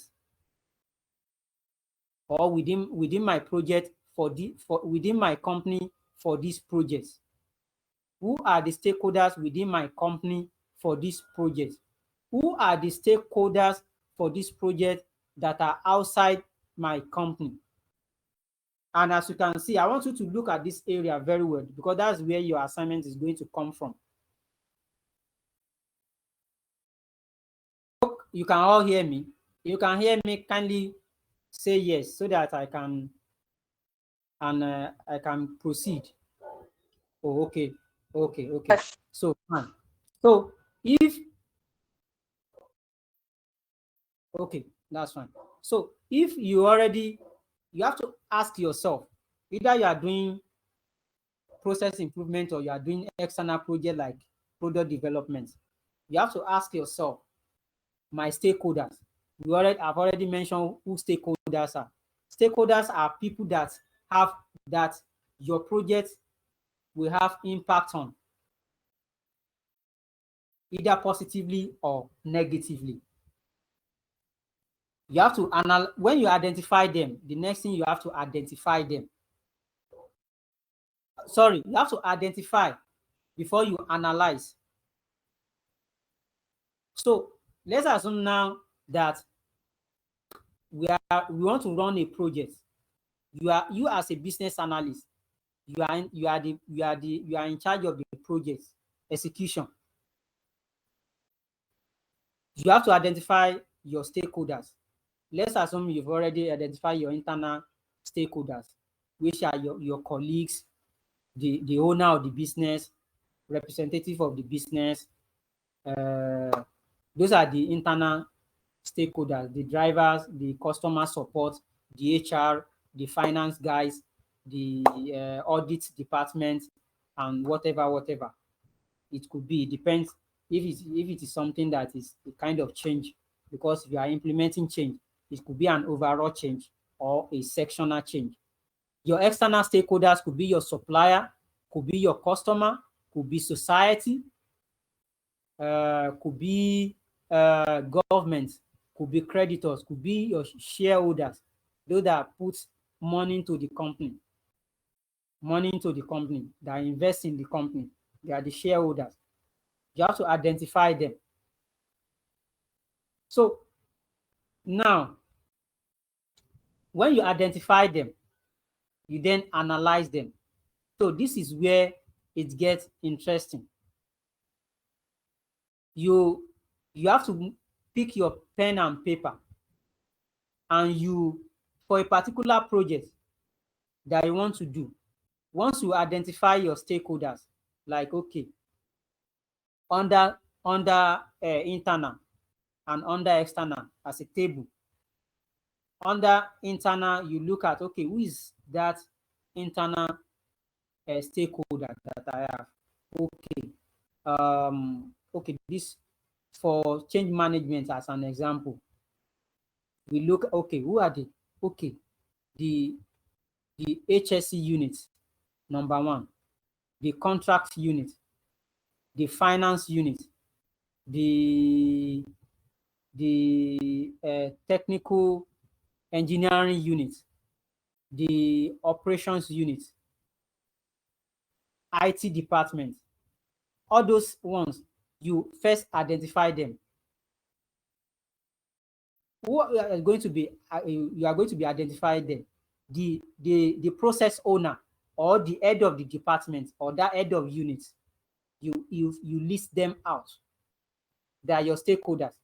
but you can categorically group them as based on these are my colleagues, these are executive director, this is the manager.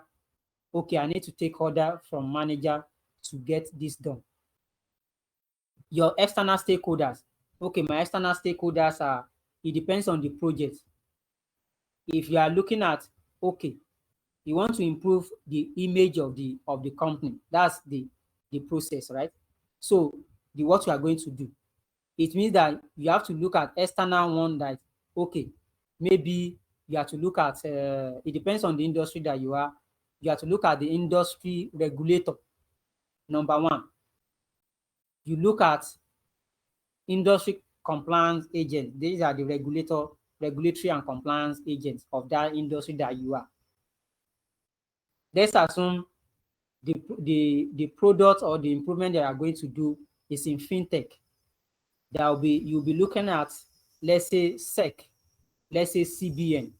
If you are working, maybe if a tire company, you could be looking at FRS. You'll be looking at Consumer Protection Council. You could be looking at so many stakeholders. So when you identify them, you will now look at this power or influence grid, power interest grid, and say, okay, this you put particular stakeholder. You say, okay, for instance, external stakeholder, CBN. Okay, you put CBN in the box, in the monitor box, for instance. What's the power of CBN in what I'm doing? Is it low? What is their interest?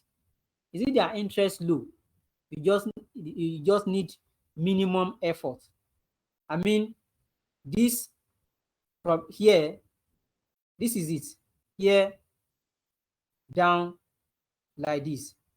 You monitor them because you need their power is low and their interest is low.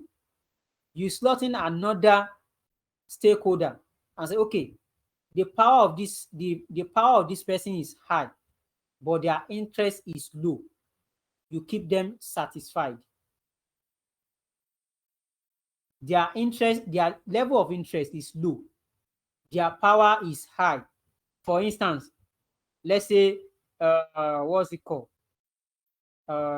Lagos State, which of the departments should I use? Let's say, Lagos State signage and advertising board or something. Or some, just any regulatory agent. You know that their power is high, but either your project is successful or not, they don't care. So their level of interest is low, but they have high power. So you have to keep them satisfied. It means that you have to get all the documents that you'll be needed, all the permits that will be needed to build that solution. So if that's, you keep them satisfied. So if the power is high and their interest is also high, you manage them closely. You satisfy them, you also manage them closely. You can Google this power influence grid to have it when you are analyzing. If their interest is low, if their power is low, but they have high interest, you keep them informed. These are the set of people like your colleague, like you and I, in an organization, in that development team, in that process improvement team. We are your colleagues. You keep us informed. We have high level of interest, but we do not have power. We have low power. Low power in the sense that if the project goes wrong, rather, there is nothing we can do for you because we are not the one that hire you. So the only thing you can do there is to keep us informed with your progress about the project. But if the power is high, the interest is high, like the manager of the company that you are working for, it means that you have to manage the manager, you manage him or her closely. That is where where we get to communication. So this is the power interest grid. When you're analyzing your stakeholder, having identified them so that you know that how to handle them. The reason why you're analyzing is that to know how to handle each stakeholder, how to prioritize your relationship with each stakeholder. That's the essence of doing this. So, having said this, so you tend to now able to say, how can I manage them? How can you manage your stakeholder? You have to devise a way to manage your stakeholder. Stakeholder management, according to definition here, is just the process of maintaining good relationship with the people who have most impact on your work. That is stakeholders management. It's just the process of maintaining good relationship with the people who have most impact on your work. Good relationship could be you have to get that permit before you can execute that project. Or you have to advise those that are in charge. These are the permits that you need to get before you can execute this project, because you're a business analyst. You communicate with each one in the right way. When you communicating with each one in the right way can play a vital part in keeping them on board. For instance, the managers are quite busy. You can't see them all the time, even if it's a small organization. So either this one is a one-on-one meeting with them. It could be a weekly meeting. It could be a bi-weekly. It could be a monthly meeting. It could be an email update. It could be a walk-around survey or review meeting. So you have to devise another challenge, another advantage. When you identify, you analyze, you have to also add how to communicate with each one. The person that you're supposed to be sending email to, you don't hold meeting with the person. The person that you're supposed to hold monthly meeting with or weekly meeting with, you don't turn it into a monthly meeting. Those are the key takeaways in the stakeholders management. So, having said this, I think we've come to the end of our of today's session. So, I'm going to just, if there is question,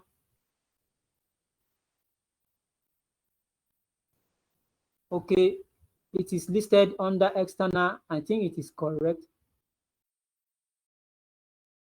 Yes, shareholders are actually external. They don't involve in the day-to-day activities of the company. They only come to share the profits after tax.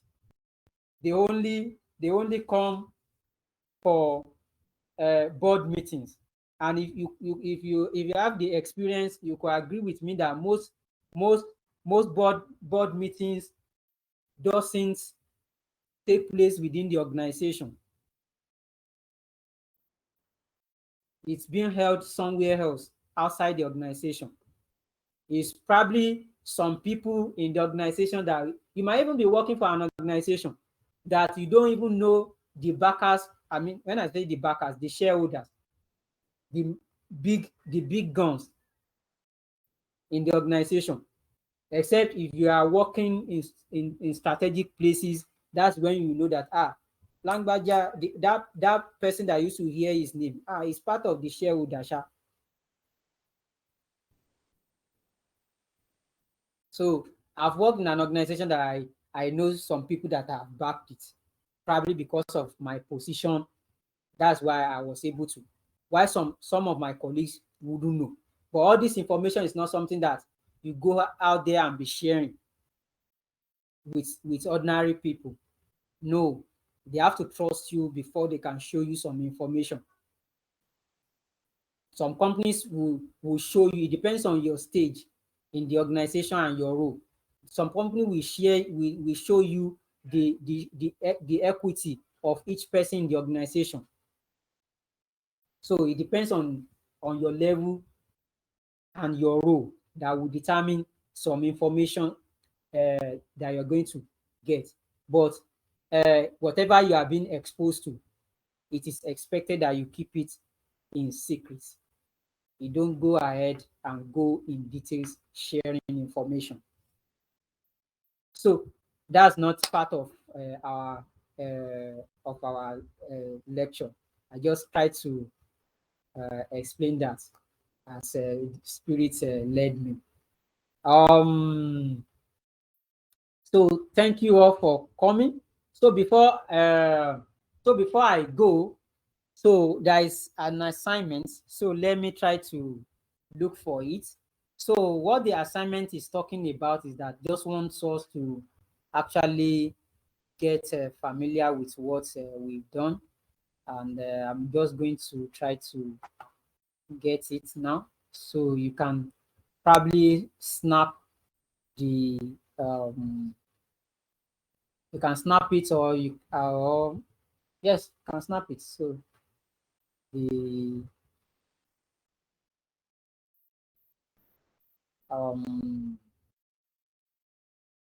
who is still here? Okay, Ukechi is still here.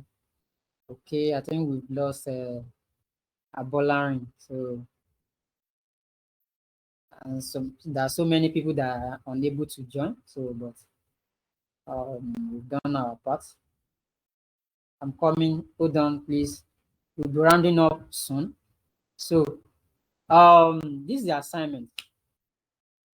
So, let me copy it so that you guys can follow as I'm coming.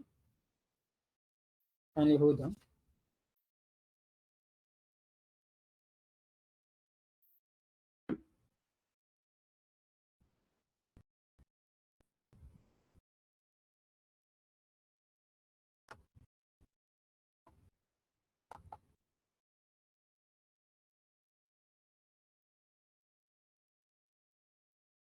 I'm coming.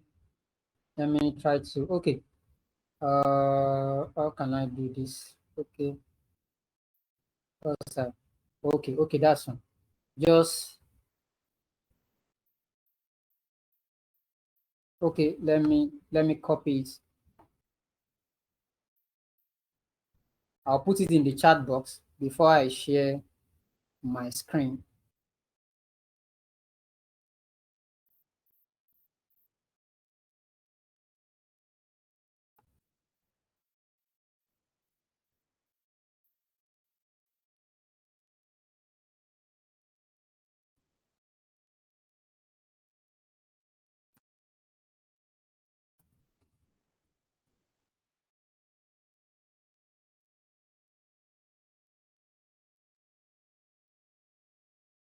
So I've put it in the chat box, but just hold on a bit. I want to stop sharing this so that I can show.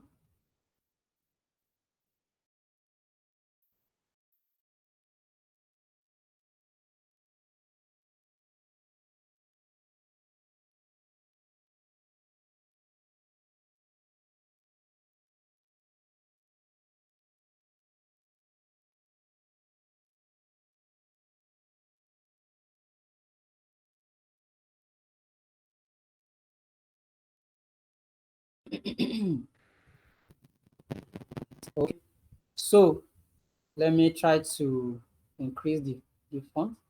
Okay, so can you all see the can see the screen? Just let me know.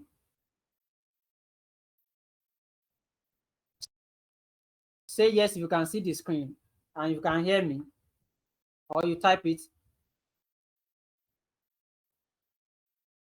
Hello? Oh, no screen. Can you? Okay, you can see the screen. If you can see the screen, okay, it just came. Oh, okay. Oh, okay, fine. So what the assignment is all about is that I've actually gave you an hint before in the course of my explanation. So the assignment 1, which is assignment 1. So this assignment is saying that a crypto trading company called GetCoin is looking to launch in the Nigerian market and to build both web and mobile application for allowing their customers to buy, save, and trade cryptocurrencies via the application. GetCoin has contracted, not contacted, contracted the all-in-one crypto application software to Emerging Career Services Limited to enable their Nigerian customers to buy, save, and trade in Naira. Ease of transaction, that is, they want to achieve ease of transaction away from dollar-denominated transaction. This is also in line with their global expansion vision. I'm referring to you now. You, the junior business analyst on the project, you are working for Emerging Careers right now. You, the junior business analyst on the project, has been assigned to analyze and identify stakeholders relevant to a successful implementation and launching of the application in Nigeria. Application in Nigeria. Further to this task, you also need to show the power interest of the identified stakeholders and how possible to manage them individually. That's the question. So, hints. Think of the recent ban of cryptocurrency trading in Nigeria. That's the hint. Think, relate it back to Paisley analysis, political, economical, technology, legal, and environmental, social issue. I'm not saying you should use Paisley analysis, but just think about it.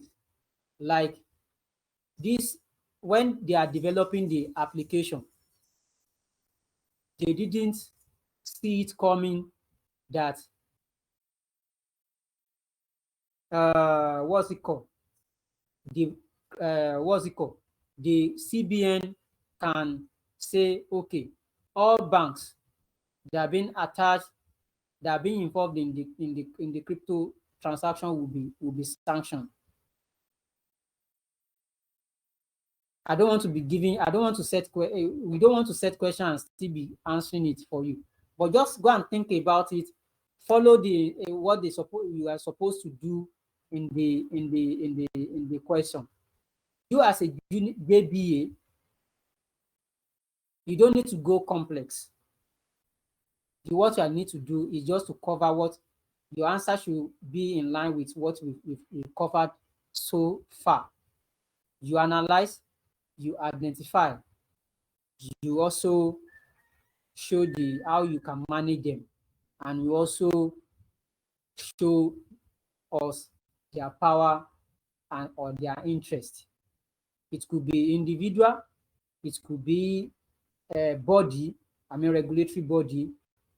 But another hint is that note that cryptocurrency trading or cryptocurrency stuff is actually related to financial, as in like fintech. So think of it like that when you are solving it. So the what's it called?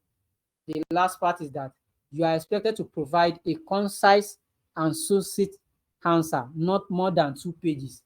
I beg, no go do textbook for us. So I'm pardon me for speaking in pidgin English, but it's just a way to relate with each other.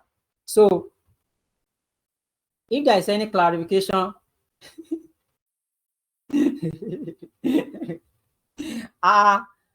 shebi na person wey sabi wetin to write. So I said you need 2 pages. So so just do little. We just want to see how you've what we've mentioned so far, how you can relate it into real life scenario, and we also already gave you an hint that says that okay, the recent ban. Probably there are some things that the crypto space supposed to have done, either internally or externally. So those are the things that you need to look at. You need to consider when you are developing your solution. But it will be good when you put some answers in a table format, so that one can easily see it and compare and contrast. So that's your assignment for today's class. So tomorrow's class, we are looking at it to start by and tomorrow's class is actually an heavy one too. So but we are going to focus on the one that is key. So when do you think we can get started? I want one Muslim, one Christian, and one and the third person could be Babalawo or Mamalawo to give us time that we can get started.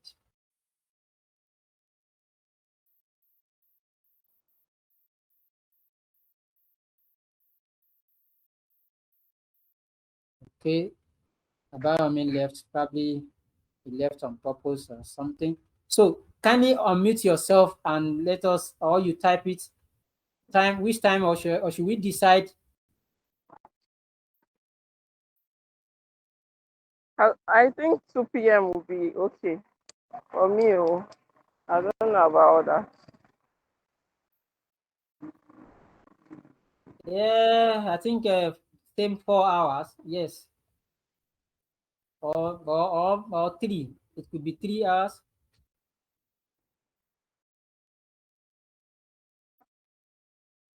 Okay, 2 p.m. is fine. Okay, 2 p.m.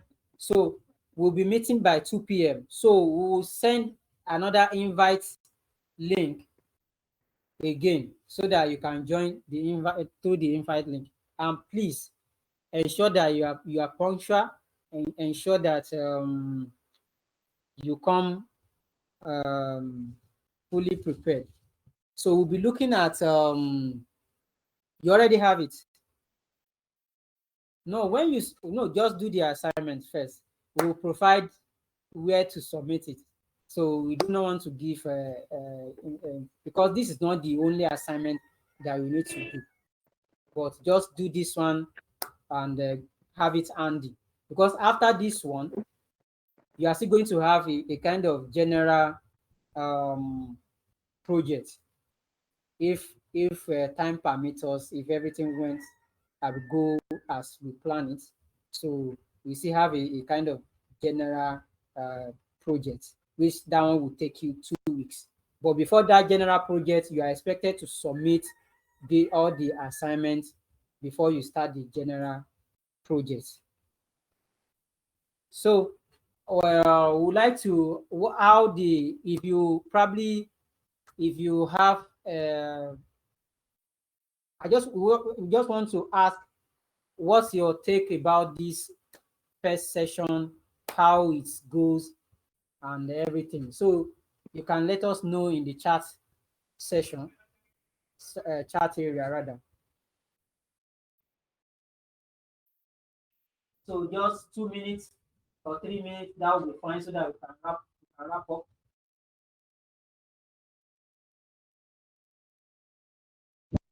Excuse me, sir. Okay. Sorry, sir. Is the training designed for weekend classes alone? Yes, because of some people, except if people that are here prefer to be, probably we should take it during the week as well. We can look at it. No, sir. Except it depends on what the what's it called. If you want us to finish it on time and you like to be present during the week, we'll look at our schedule and come back. Yeah, I don't think in my own preference, I don't think I would like us to do it during the week. I was just asking to be sure. Hello. Okay. You are just asking, right? But, so it's actually but I don't know designed for others. weekend. I don't know for others. Okay, you are fine even during the week. You are okay. Is that what you are saying? No. I'm not. I think I'm occupied during the week, so I was looking forward to not. Let's do it only on weekend. So Saturday, Sunday. For me, yeah, that's my own. I don't know what the organization wants and what others want. No, we are flexible in our own thing, but it's fine for the weekend because we consider other people that probably they are working and they are just trying to they do not have their own time. That means it's not their working. Everybody is working.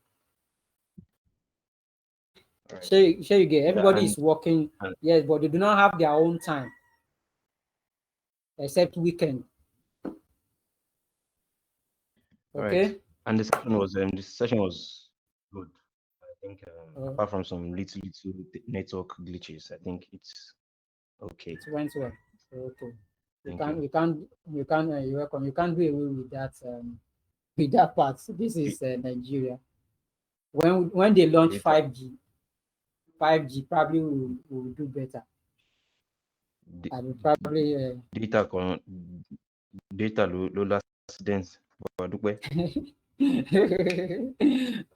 That's fine. So we've come to the end of the session. So sorry about that. The session enter 20 minutes over. So that's all. So it was okay. It was cool considering the fact that it cut across the 3 domains of BA. I like the idea part 2, just that the network was not too good. Oh, so sorry about your experience. We all experience it. If we to go, we are trying to pray along that the network should not fuck up. So we thank God. So we'll send the another invite tonight so that you can join through the link. All right. Have a wonderful evening. Bye. Hello? So okay, before I go, please copy the assignment to. Hello? Hello, Ghanaian. Please, I want to ask a question. Okay. Sorry, please, I hope the materials will be sent to our emails. Which of the material? The recorded the video or the slides, anyone. No, the slide cannot be shared. But Wow. yeah, but the video we'll look at it and get back. So we can't promise you that the recorded video will be shared, but you need to jot things down on your own, because if we promise you that we're going to send it and we don't send it at the end of the day, so that you won't take us for our words, please jot as many as you can jot. No. We are not saying there is no training material, but we are not promising. Just have your own personal notes first. So at the end of the day, we'll decide. I wish you all the best. Have a good evening. Me too.